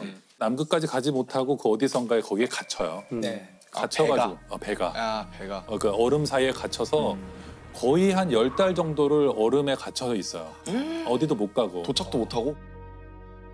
근데 이게 가만히 있는 게 아니에요. 남극점으로부터 점점 멀어져요. 그냥 부빙들이 움직이니까. 그래서 그게 한 1,000km 정도 움직여요. 움직이다가 이게 사진을 갖고 왔는데 이런데 이제 갇힌 거예요. 그래서 처음에는 이 배 위에서 생활을 하다가 10개월 정도 지난 어떤 시점에는 얼음들이 이렇게 조여오면서 배를 부셔버려요. 이 사람들은 결국 배를 버리고 배에서 나오는데 가장 가까운 사람이 살고 있는 전초기지까지 무려 한 1,900km 정도 떨어져 있어요. 1,900km. 여기서 제가 재봤더니 서울에서 몽골의 울란바토르까지 걸어가면 되는 거예요. 남극의 그 얼음 바다를 뚫고. 남극이 되게 크더라고요. 남극 크기가 대륙이죠. 대륙 전체의 10%에 달한대요. 그렇게 큰지. 그러니까 중국이랑 인도를 합친 정도라고 그러더라고요. 그렇게 커요? 그러니까 엄청나게 큰 거예요. 그래서 남극점을 못 갔구나 사람들이. 역경에 처했고 거기서 문제가 생겼는데 셰클턴은 왜 유명해졌냐면 남극을 정복하지 못했어요. 결국엔 또 못 간 거죠. 못했지만 이 사람은 그 순간 자기 일기에 써요. 목표가 바뀌었다. 전원을 살려서 돌아간다. 근데 이게 셰클턴의 굉장히 참 저는 리더십의 멋진 점 중 하나라고 생각해요. 어떤 위대한 목표를 세웠지만 안 된다고 생각하면 바로 바꿨어야 되는 거예요. 목표를 빠르게 수정했고 그리고 28명의 대원이 있었는데 28명의 대원 한 명도 죽이지 않고 다 데리고 귀환해요. 근데 귀환하는 과정도 되게 드라마틱한 게 얼음덩이 사이에 영하 20도 30도가 있는 남극에 갇혀 있어요. 여기에서 640일 정도로 살아남아야 돼요. 몇 달 동안 똑같은 사람들과 정말 냄새나는 텐트에서 이렇게 살아야 된단 말이에요. 고텍스, 뭐 노페이스 이런 거 없고 민족 없고. 울로 된 옷과 이런 것들 갖고 이제 살아남아야 되는데 그 배에서 탈출할 때 보트가 필요할 거 아니에요. 남극을 가든지 구조를 받아야 되니까. 근데 그냥 보트가 작은 보트예요. 한 6m, 7m 되는 보트 3개를 내리고 이걸 끌고 이동해야 돼요. 그 대원들이 20 몇 명이 이걸 끌고 캠프에 짐과 이런 걸 가져가야 되거든요. 무거우면 안 되잖아요. 그렇죠. 무거우면 사람들이 지치고 화가 나니까. 셰클턴이 가장 먼저 자기가 이제 늘 갖고 다니던 금으로 된 담뱃갑을 이제 버려요. 그 케이스, 담배 금으로 된 케이스. 걸. 예, 그냥 뭐 이런 종이 담뱃갑이 아니고 자기한테 중요한 거를 딱 던지는 걸 보자 저렇게 대장도 저런 걸 버리는데 그래서 갑자기 수북하게 쌓였다 그래요. 자기 거를 다 버리기 시작해가지고. 분이 저런 것도 버리는데. 예, 예. 우리는. 그래서 최소한의 짐을 갖고 나오라고 하는데 셰클턴이 벤조 있잖아요. 기타처럼 생긴 그게 6kg 정도 나갔대요. 그 벤조와 관련된 게 그걸 꼭 가져오라고 그랬대요. 근데 그게 나중에 큰 역할을 해요. 대원들이 힘들 때 누군가가 연주를 하는 거예요. 사기를 북돋아. 노래 부르고 막 그 사진사가 그 카메라 굉장히 크거든요. 그 당시 카메라. 인증샷. 이런 것들이 희망을 주는 어떤 오브제인 거죠. 근데 이런 게 대원들로 하여금 우리는 구조될 수 있을 것이다. 이렇게 사진을 열심히 찍는 걸 보면 이건 나중에 돌아가서 쓸 거잖아요. 그렇죠. 그다음에 일기. 모두 대원들이 일기를 써요. 쓰도록. 일기를 쓴 게 많이 남아 있거든요. 일기를 쓴다는 것은 우리가 굉장히 힘든 순간에도 일기를 쓰면 힘이 생기거든요. 그래서 이렇게 모험하는 사람들이 스콧경도 마찬가지 일기를 많이 쓰는데 부빙이 두껍고 안정적으로 보였는데 여름이 다가오면 점점점 부빙이 작아지는 거예요. 작아지고 얇아지고 쪼개지고 그래서 엘리펀트 섬이라는 작은 섬에 이렇게 대원들이 겨우 상륙해요. 막 얼음 쪼개지고 막 이러는데 겨우 상륙하거든요. 근데 거기 28명이 어쨌든 전원이 도착해요.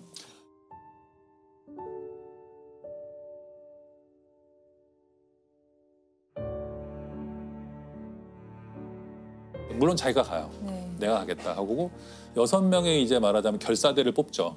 이 아까 그 배를 타고 1200km를 배를 타고 갈 사람. 가는데 허리케인 수준의 바람이 분다고 나오거든요. 남극해에는. 저걸 근데 그걸 타고 뚫고 가서 그건 마치 화살을 쏴서 날아가는 어떤 그 새를 맞추는 거랑 비슷한 그런 항해인데 가겠다. 그 6명을 데리고 가서 결국에는 그 사우스 조지아 섬이라는 데 도착해서 배를 끌고 자기를 기다리고 있는 선원들한테 가거든요. 근데 그 선원들이 넉 달, 5달 동안 반드시 돌아올 거라고 믿고 거기를 이탈하지 않아요. 걔네도 배가 2척 있었기 때문에 야, 갈 수도 우리도 가자. 있었는데. 뭐 우리 잊어버린 것 같아. 이럴 수도 있잖아요. 근데 쉐클턴을 기다려요. 그래서 쉐클턴이 돌아와서 이 사람들을 다 구하고 돌아가요.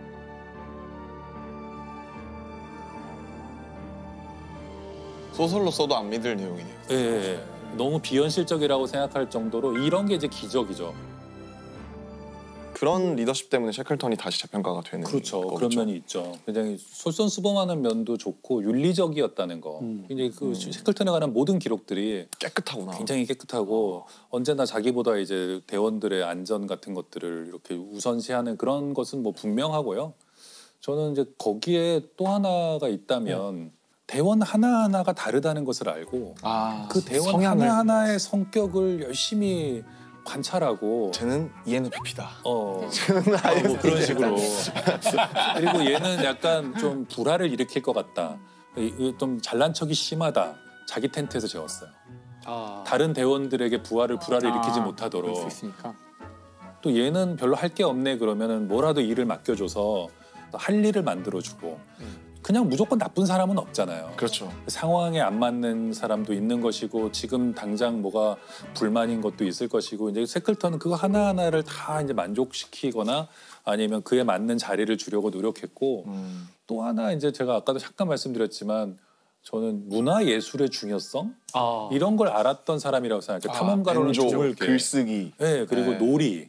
왜 예술을 언제 했었냐면 사람들이 이거 탐험을 했다 그러면 맨날 이렇게 뭐 끌고 가는 것 같잖아요. 간 날이 며칠 없어요. 견디는구나. 견디는 거예요. 좋은 날이 오기를 기다리고 이럴 때 이걸 견디게 해준 게 이제 예술이고 그러니까 굉장히 힘든 상황이지만 연주하고 축구 경기 열고 그리고 뭐 음악 감상회 같은 걸 열어요. 축음기를 하나 또 갖고 갔거든요. 예, 크리스마스든 뭐든 억지로 막 기념일 같은 거를 다 찾아서 만들어요. 그리고 표류한 지 1년째 되는 날도 기념해요. 우리 기념일. 좋은 날 아니잖아요. 조난 기념일. 네, 이런 거. 야, 우리 드디어 표류한 지 1년 됐다. 또 먹자 이래가지고는 그런데 그 먹다 보면 그런 생각이 들잖아요. 어쨌든 1년 동안 살아남았잖아요. 그렇지. 그러면 순간적으로 기분이 좋아지잖아요. 대원들이 일체감을 느끼고.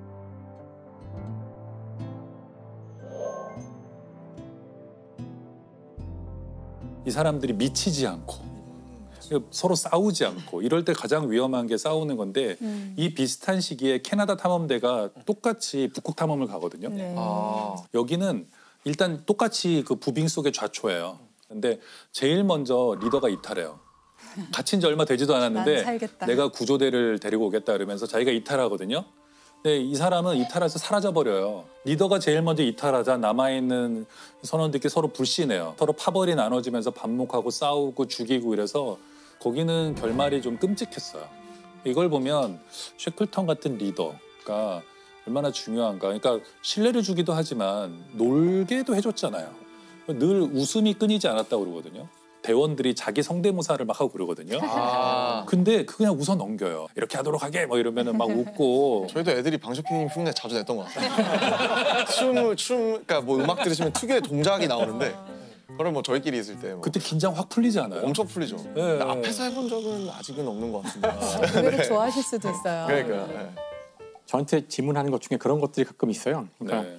그 아이들한테 그 음악이나 미술 교육 같은 거를 시키면 나중에 과학자가 됐을 때 큰 도움이 되는지. 그럼 저는 뭐라 그러냐면은 거의 도움이 안 될 겁니다. 답을 해요 이렇게. 네. 그래서 물론 창의적이라는 점에서는 뭐 공통점이 있을지 모르지만 그 창의성이 추구하는 바가 다르잖아요. 그래서 뭐 어린 시절에 아니면 예술을 즐기게 하고 싶다면은 그것은 과학을 더 잘하기 위해서가 아니라 예술을 하게 되면 아이가 행복해지고 그것에서 기분이 좋아지고 네. 그래서 해야 되는 것이지. 제가 돌이켜 보면은 저희 애가 말도 잘 못할 때부터 아동국보를 다니고 네네. 걔가 이쪽을 걸을 필요도 없다고 생각했고 그럴 거 가능성도 없다고 생각했어요. 근데 뭐가 남았냐면 돌이켜 보면 다시 집으로 돌아오는 그 길에서 그 애랑 그걸 얘기하는 거 하고 있는 거예요. 그런 것들이 켜켜이 쌓이면서 그게 추억이 되고 그렇죠. 우리가 좀 힘들거나 뭐 인생이 너무나 좀 팍팍하다고 느껴질 때 그런 추억들을 그렇죠. 떠올리면서 아 그래도 행복했다. 너무 좋네요. 어떤 학부모는 뭐냐면 아까 그 장면에서 뭘 느꼈어? 이걸 교육이라고 생각하는 거예요. 그러니까 애는 몰라. 이게 내가 쉬러 온 거고 즐기러 온 건데. 맞아요. 그 학부모님들 얘기하니까 저한테는 그 글 쓰는 것에 대해서 많이 물어보세요. 이제 저는 이공계 출신인데 책을 냈으니까 과학만 얘가 수학이나 과학만 좋아해서 탈이다. 그래서 작문하는 거를 글쓰기를 어떻게 연습하면 되느냐. 특별히 뭘 한 건 아니지만 일기를 많이 썼어요. 어릴 때 이렇게 대답을 했어요. 그랬더니 일기를 쓰라고 하면 될까요? 이렇게 여쭤보시는. 제가 항상 그 똑같은 대답을 하는데요. 일기가 생존에 도움이 돼요. 생존에? 네, 일기는 생존에 도움이 되는 거고요. 어떤 의미에서 일기가 생존에 도움이 된다고 하시는 거예요? 지금 승무원들의 일기 같은 거죠. 그러니까 저는 청소년기 겪고 이렇게 막 중2병이 오기 시작했을 때 내가 너무 기분 나쁘고 힘들고 막 괴로웠던 일들을 일기에다 되게 많이 썼던 것 같아요. 그래서 그 당시에 제 청소년기에 쓴 일기들은 거의 데스노트 수준의 데스노트예요. 근데 저도 어떻게 나한테 이럴 수가 저도 그런 것 있어. 같아요. 스스로를 구원하기 위해서 썼던 것 같아요. 네네. 그래서 그런 공개되어 있는 일기 말고 자기만 보는 다른 종류의 일기가 있어야 됐던 것 같고 그게 실제로 제가 굉장히 이렇게 어린 시절에 어려운 일들을 겪을 때 되게 많이 도움이 됐어요. 근데 무언가가 나에 대한 기록을 남긴다는 것은 미래를 생각한다는 거거든요. 맞아요. 희망이 없이는 일기를 쓰지 않아요. 맞습니다. 무감각과 무기력은 단지 방향을 못 잡았기 때문에 내가 지금 쓰고 있는 것이죠. 이것은 나에 대한 역사의 기록이기 때문에 나에 대한 애정이 있고 나에 대한 삶의 의지가 있는 거예요. 이거 굉장히 많은 사람에게 희망을 줄 것 같아요. 네. 왜냐하면 굉장히 지금 굉장히 힘들고 우울한 상황에 있는 사람이 만약에 일기는 쓰고 있단 말이에요. 그렇다면은 선생님 말씀을 딱 듣고 나서 내가 아직도 미래를 생각하고 있구나. 사실 일기에는 나는 미래는 없어. 나는 끝나서 이렇게 쓰고는 있지만 쓰고 있다는 것은 벌써 자기가 미래에 읽을 나를 상정하고 있다는 것이죠. 그렇죠. 젊은이들이 의미에 대해서 이렇게 거부하는 내가 왜 그럴까 이렇게 좀 생각을 해보면 좋은 어떤 심리학적 기법들이 어떤 목적을 가지고 아이들에게 자꾸 사용된단 말이에요. 자기주도라던가 자기주도. 뭐 이런 것들이 결국에는 나 공부시키려고 하는 거고 그렇죠. 또 한편으로 또 애가 예를 들어서 어떤 공부를 안 하고 있거나 아니면 어떤 걸 안 하고 있을 때 부모들이 여러 접근법을 써요. 너도 그래도 하고 싶은 게 있을 거 아니야. 이런 식으로. 이건 되게 많이 들어본 말 같은데. 공부가 싫을 수는 있어. 하지만 너도 그럼 하고 싶은 게 있을 거 아니야. 얘기해봐. 그래서 조심스럽게 얘기를 할 수는 있어요. 애가 처음에는.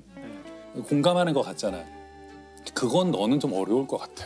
일단 공부를 먼저 하는 게 어때? 공부 다 하면 할 수 있어. 그것보다 더 나쁜 게 그걸로 어떻게 먹고 살려 그래. 그렇죠. 나 잘 되려고 그런 거니? 그래, 너 좋자고 하는 거라. 나를 어떻게 안다고. 모르잖아요. 젊은이들이든 아니면 학생들이든 선생님 말씀하신 것처럼 삶의 의미를 찾고 싶어 한다고 생각해요. 다만 그걸 말하고 싶지 않은 거죠. 말했을 때 부정당한 경험이 많고 그거를 말했을 때 이것도 나한테 공부시키려고. 그럼 이호 교수님의 직업적이나 그런 부분에서 어떻게 그 삶의 의미를 적용하셨는지. 저는 그런 생각을 했어요. 가족들이 자꾸 눈에 보여 이제. 유족분들. 네. 가족들이 보이는데 그건 뭐냐면 이분들은 돌연한 사망들이고 어떤 때는 이분이 원치 않는 타인이 개입됐다는 강력 사건일 수도 있거든요. 그러니까 저는 이것도 하나의 트라우마 같아요. 그렇다면 이런 분들한테도 할 수 있는 역할이 뭐가 있지 않을까라는 이런 생각들이 보이더라고요. 들어는 줄 수 있을 것 같고 또 어떻게 보면 그 환자를 직접 신체를 진료했던 사람이기 때문에 그런 나만이 할 수 있는 그런 것들이 보여지더라는 거죠. 기적을 하면서 이분을 생각했다는 것은 그 어려운 시기를 겪고 기적처럼 생존하기도 하고 헤어날 수 없는 과정에서도 그래? 삶이 나한테 이렇게 던졌다면 나는 이런 선택을 했다고 난 얘기할 거야. 그 대답을 나는 이렇게 할 거야. 라고 했던 그 자체가 기적이라는 거죠. 근데 우리 BTS는 노래가 이제 우주로 갔잖아요. 감사합니다. 그 우주인 플레이리스트에 있다면서요? 네네. 우주인들을 또 달로 보내려고 하는데 처음에 연습을 해요. 그래서 근처까지만 갔다가 지구로 돌아오고 이런 몇 번 연습한 다음에 이제 멀리 달까지 보내거든요. 그런 연습을 할 때 이제 우주인들의 좀 마음을 조금 편안하게 해주려고 배경음악을 좀 고른대요. 영광의- 거기에 이제 BTS 노래가.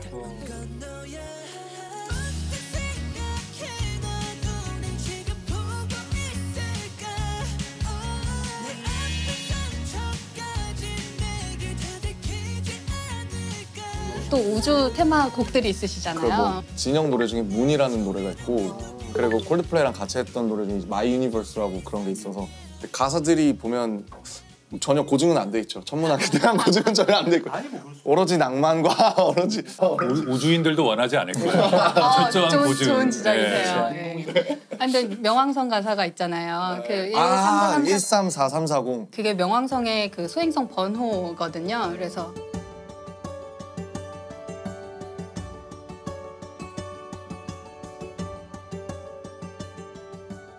이제 그거를 평소에 아는 사람들은 BTS 노래 제목만 딱 보고 명왕성 얘기, 슬픈 얘기 하겠구나. 가슴이 아프더라고요. 영성이 내쫓겼다 그래서. 네, 가슴 아픈 얘기 하겠구나 이렇게 생각할 수 행성이 있죠. 되지 못한 네. 소행성. 인정받지 못한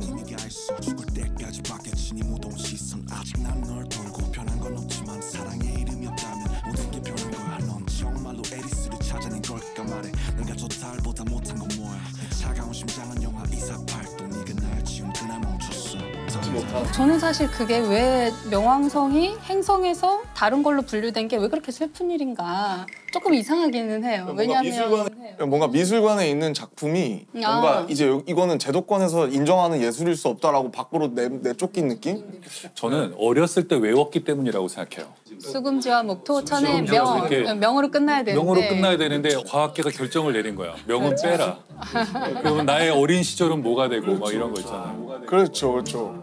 수금지와 목토 천혜 뭔가 근데 사실 명왕성은 신경 쓰지 않아요. 바로 그게 포인트죠. 네, 명왕성 사람들이 입장에서는 나를 그렇죠. 뭐라고 부르는지 제가 이래서 인간적이라고 과학자들 하면은 이상한 거예요. 왜 명왕성 입장을 자꾸 생각해요? 우리가 서운하다는데 명왕성을 왜? 인본주의. 제가 인본주의, 이분들은 일단 공감할 수 있는 물본주의. 사람이 있다는 게 너무 좋은 것 같아. 이게. 근데 저는 반대로 다행이다. 그 위로를 네. 해드리고 싶은 거예요. 아. 명왕성을 우리가 행성이라고 부르지 않는다고 해서 무슨 큰일이 일어난 게 그렇죠. 비극적인 그렇죠. 사건이 전혀 아니라는 것을 다만 이제 우리가 부르는 이름이 바뀌었다. 너무 길어요. 아. 그리고 숫자니까 너무 정이 없어요. 아니, 과학자들 너무해요. 왜냐하면 제가 하고 싶은 말이죠. 그 지금 134, 340 같은 거 너무 죄수 번호 같잖아요. 무슨 레미제라블의 뭐 이런 막 24601. 그건 우리가 발견한 소행성들에 붙이는 일련 번호일 뿐이에요. 너무하잖아요. 이름을 네. 뺏었을 뿐만 아니라 1번은 일련 번호로 붙여주다 아니라니까 이 문화의 간극이 있다니까 이게. 큰 간극이 있다. 위대한 과학자 미미 아웅 이분의 얘기를 들어봤고 여기 선생님들은 미미 아웅 이분의 얘기를 들으면서 어떤 생각이 드셨어요? 영화로 만들기엔 좀 부족하다. 시련을 좀 찾아내야 될 것 같다. 만약에 정말로 영화나 소설로 만든다면 네. 알려지지 않은 어떤 분명히 시련이 있을 텐데 그런 디테일들을 좀 추가해야 될 것 같다. 그러니까 꼭 큰 실패가 아니라 프로젝트 실패가 아니더라도 내적인 실패도 있을 수 있거든요. 그렇죠. 있으면 훌륭한 이야기가 될 것 같다. 특히 마지막 엔딩은 매우 적절하다. 네. 제가 더 훌륭한 사람이 돼서 그분을 인터뷰를 언젠가 아, 정보를 모아보겠습니다. 분명히 있으실 것 같아요. 충분히 뭐 당장이라도 하실 수 있을 것 같은데요.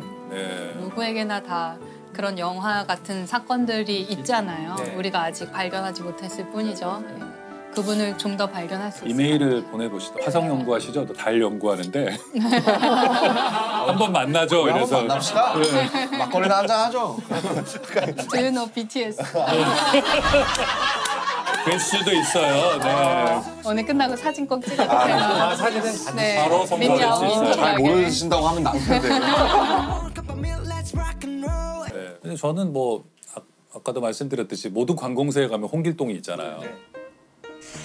여러 가지 의문이 있어요. 왜 홍길동은 샘플 이름이 되었나? 정말 궁금해요. 네네. 사실 김 씨나 강 씨 이런 가나다 순으로 하면 네네. 앞에 오지 않을 이름이잖아요. 맨 뒤에 오는 이름인데 근데 좀 체제 저항적인 인물이라서 그런 것도 있고. 공서에 안 맞는데? 쓰기에는 조금 애매할 것 같은데 어떻게 그렇게 정했을까? 일단 좀 찰지지 않나요? 홍길동? 길동? 이름이 좀 찰진 것 같아요, 저는. 뭔가 질감이. 근데 홍길동이라는 이름이 쓰여 있을 때 아무도 거기에서 상처받는 사람이 없는 거죠. 너의 이름 대신에 썼을 때 기분 나쁜 이름이 있을 수도 있고, 그렇지, 그렇지. 뭐야 이 사람이 뭔데 여기 이름이 써 있나, 뭐 이럴 수도 있는데 홍길동은 한국인들이 약간 사랑해야 돼요. 네. 사랑하는 캐릭터여야지만 호불호라는 게 존재하지 않는 굉장히 너는 정실 부인의 자식이 아닌 첩의 자식. 두 번 다시 나를 아버지라 불러서는 아니 되느니라. 한마디로 말하면 정의의 도덕이라고 할 수 있지.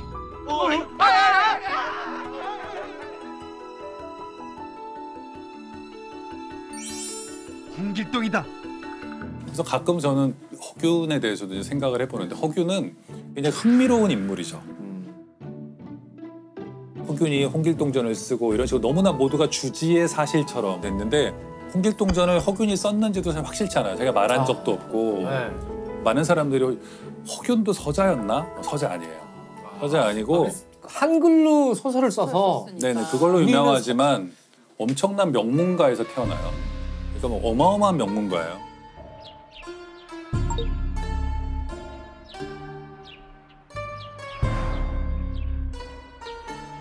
허균은 아버지가 이제 동인이라고 해서 옛날에 뭐 동인, 서인, 남인 거기에 영수 정도 급이고 형도 큰형도 판서까지 해요. 판서까지 하고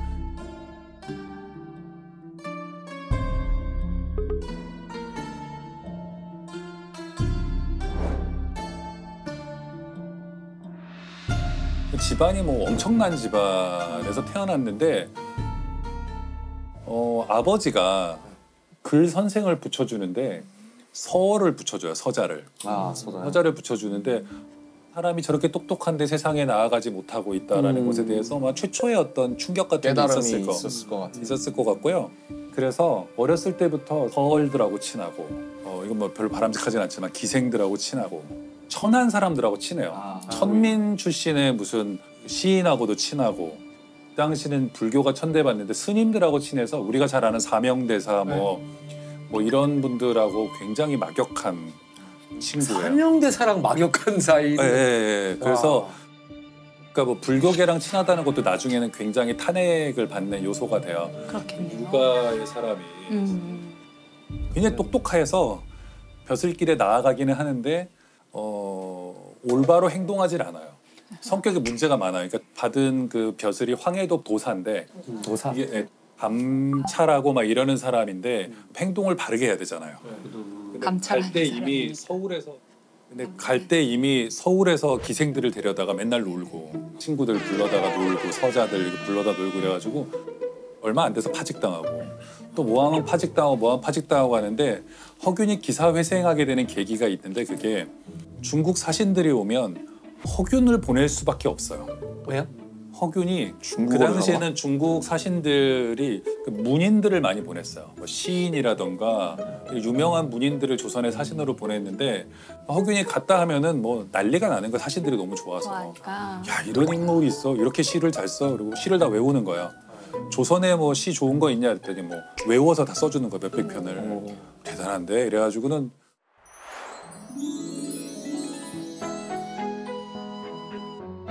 우리도 그렇잖아요. 어디 학교 갈 때 그렇죠. 다음 교수님한테 가면은 뭘 소개. 누구를 만나라 뭐 이렇게 하듯이 가면 허균이라고 있는데 만나는데 꼭 만나봐. 괜히 또 잘 놀고 잘 놀고. 아, 그렇지. 그것도 중요하지. 잘 노는 거. 잘 논다 뿐만 아니라 시를 잘 알고 풍류를 알고 잘한다 그래가지고는 선조 광해군 다 정통성에 좀 문제가 있는 왕들이었기 때문에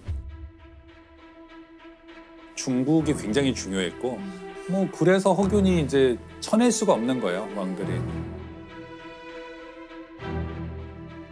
근데 허균이 좀 특이한 게 있는데요. 광해군이 이제 좀 서자 출신이잖아요. 네. 그 자신이.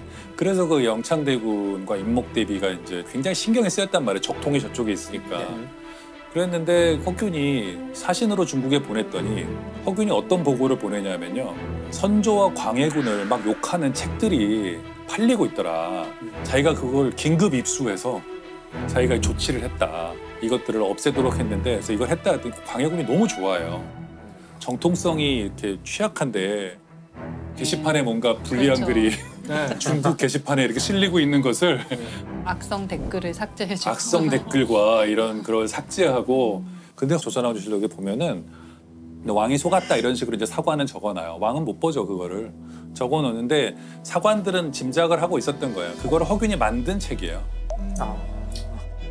자기가 가짜 뉴스를 만든 거죠. 가짜 책을 만든 다음 그거를 사들여서 파기한 것처럼 했다고 조선왕조실록의 사관이 적고 있어요.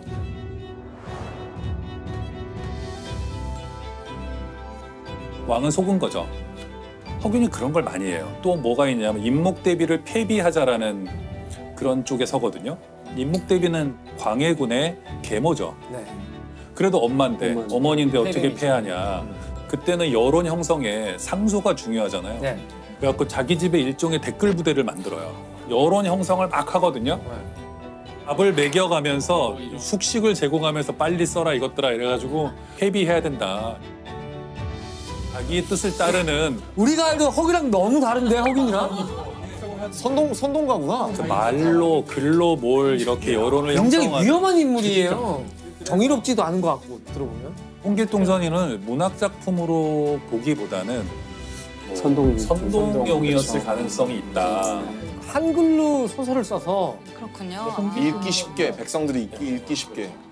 이제 임진왜란이 지난 다음 쓴 거죠. 그렇죠. 끝나고.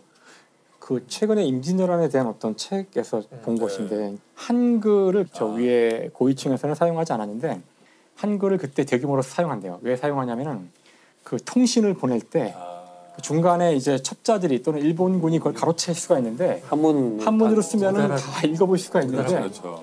한글로 써서 보내면은 이걸 모른다는 해독이 거예요. 안 되니까. 그래서 임진왜란을 지나면서 한글이 그 전하고는 굉장히 달리 널리 쓰이는 계기가 되고 한글을 통해서 우리 민족을 자각하고 그런 평가가 있더라고요.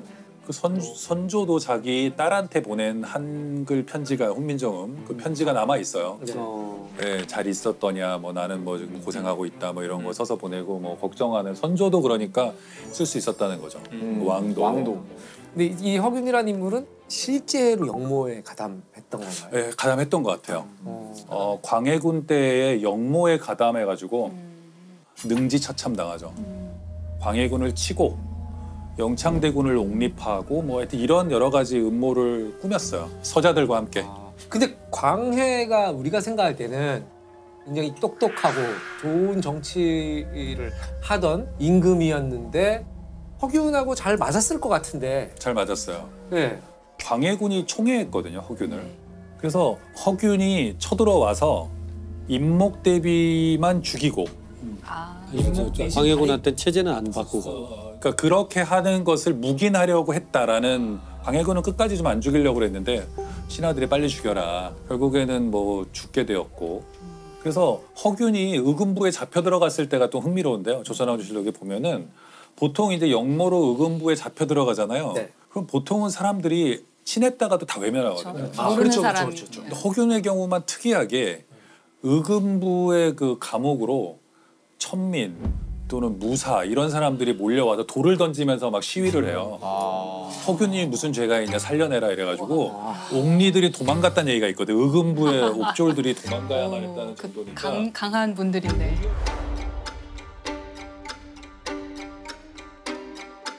와 그러면 타고난 카리스마랑 그 매력이 대중적으로 엄청났나 인기가 보다. 꽤 있었던 것 같아요. 스타네요, 스타. 그렇죠.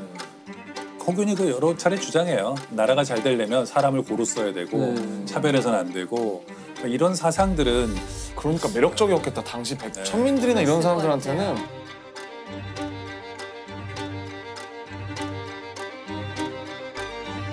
그러면은 그 허균 보면 이제 되게 입체적인 인물인데 어떤 시야에서 그리냐 그거는 이제 사실 어떤 감독이나 작가의 마음이니까. 네네. 뭔가 첫 장면이나 뭐 첫 대사가 어떤 게 될 것 같으세요? 허균이니까. 시작한다면 아무래도 집에 있다가 이렇게 역모로 발각돼서 잡혀가는 장면 아니면 뭐 죽기 직전의 장면.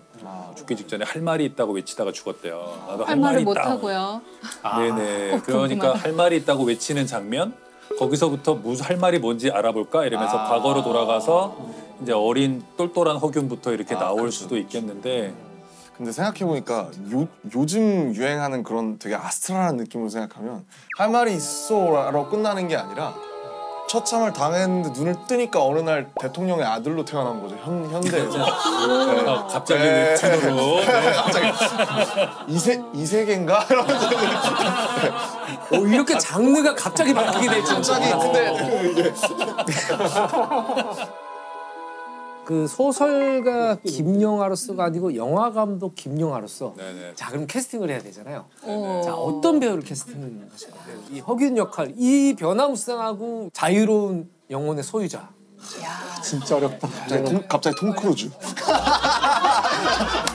톰 크루즈 할 말이 있어. 이러면서. 한미 합작으로. 역사에 남긴 하겠네요. 홍길동이 백인이었을 수도 있잖아요. 아니, 먼저 우리말을 배우고. 그렇죠. 농담입니다. 어떤 배우를? 글쎄요. 뭐, 자꾸 톰 크루즈 생각만 지워지지 않네. 영화로 만든다면 두 사람을 넣었으면 좋겠어요. 그러니까 어린 허균에게 홍길동이란 친구가 있는 거죠. 실존 비밀의 인물인가요? 친구. 그런데 이 둘이 자라나요. 국제적인 경험을 쌓고 있는 거예요. 홍길동은 돌아다니면서 도적질도 좀 하고 해적도 되고 이러면서 와요. 어느 시점이 돼서 허균은 이제 죽죠. 네. 죽으면 홍길동이 허균의 역할을 대신하기 시작하는 거예요.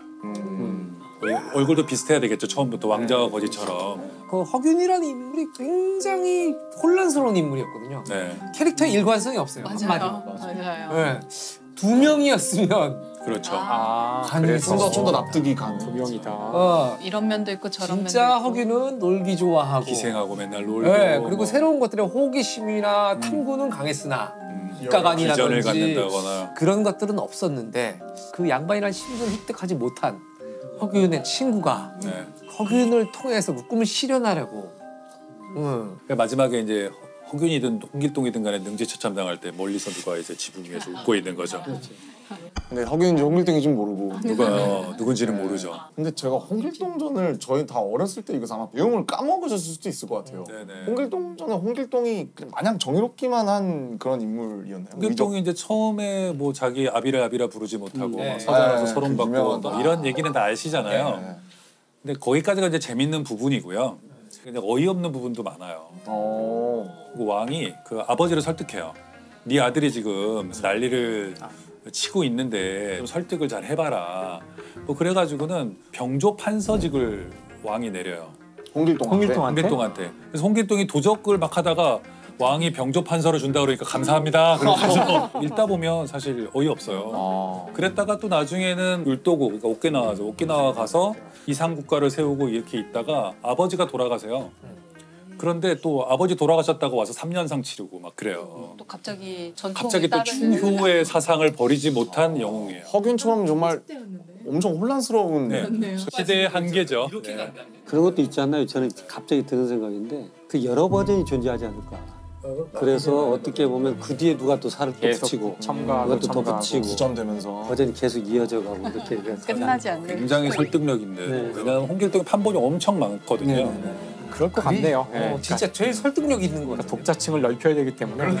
그러다 보면 양반 굉장히 써야 되기 때문에. 길을 잃은 분열적 작품이 나올 수밖에 없었다. 그렇죠. 김연아 작가님 평소에 조선왕조실록을 보시는 걸 좋아하신다던데. 상여 그런 것도 조선왕조실록에 기록돼 있어요. 조선왕조실록에 사관이 적고 있어요. 조선왕조실록에서 조선왕조실록에 보면은 보통 이제 역모로 의금부에 잡혀 들어가잖아요. 아, 여러분도 다 보시지 않나요? 선생님 많이 보시죠? 저는 가끔 아, 봅니다. 진짜요? 네. 왜냐하면 조선왕조실록에 한 항목으로 이렇게 키워드로 천문 이렇게 있어요. 그것 때문에 항상 일이랑 들어가는 관련된. 네, 저는 그런 고천문을 전공하고 있지는 않지만 재밌는 기록이 있어서 고천문이라는 분야가 있어요? 네, 공미술 고천문학이라는 같은 거구나. 분야가 따로 있어요. 조선왕조실록이 다 공개가 되어 있잖아요. 온라인에서 누구나 검색을 할 수 있기 때문에 가끔 들여다보면 굉장히 재밌는 기록이 있고 그 조선왕조실록 이렇게 보시는 거예요. 되게 재밌어요. 여러분 들어가서 보시면 일단 지금은 구글에 조선왕조실록 이렇게 하면은 바로 이제 그 서비스로 홈페이지가, 들어가요. 있어요. 그리고는 그냥 뭐 코끼리 그렇죠. 이런 식으로 관련된 게 다 떠요. 검색이 너무 잘 돼요. 선생님 같은 경우 뭐 검역에도 검시 관련한 것들 그 단어를 몇 개 넣으면 문제가 됐던 이런 사안들 재밌겠다. 이거 좀 괜찮은 것 같아요. 그러니까 이거 집에서 뭐해? 나 조선왕조실록 좀 보고 싶잖아. 그러면 약간 아니 그 약간 있어 보여. 그러니까 많이 있어 보이는데.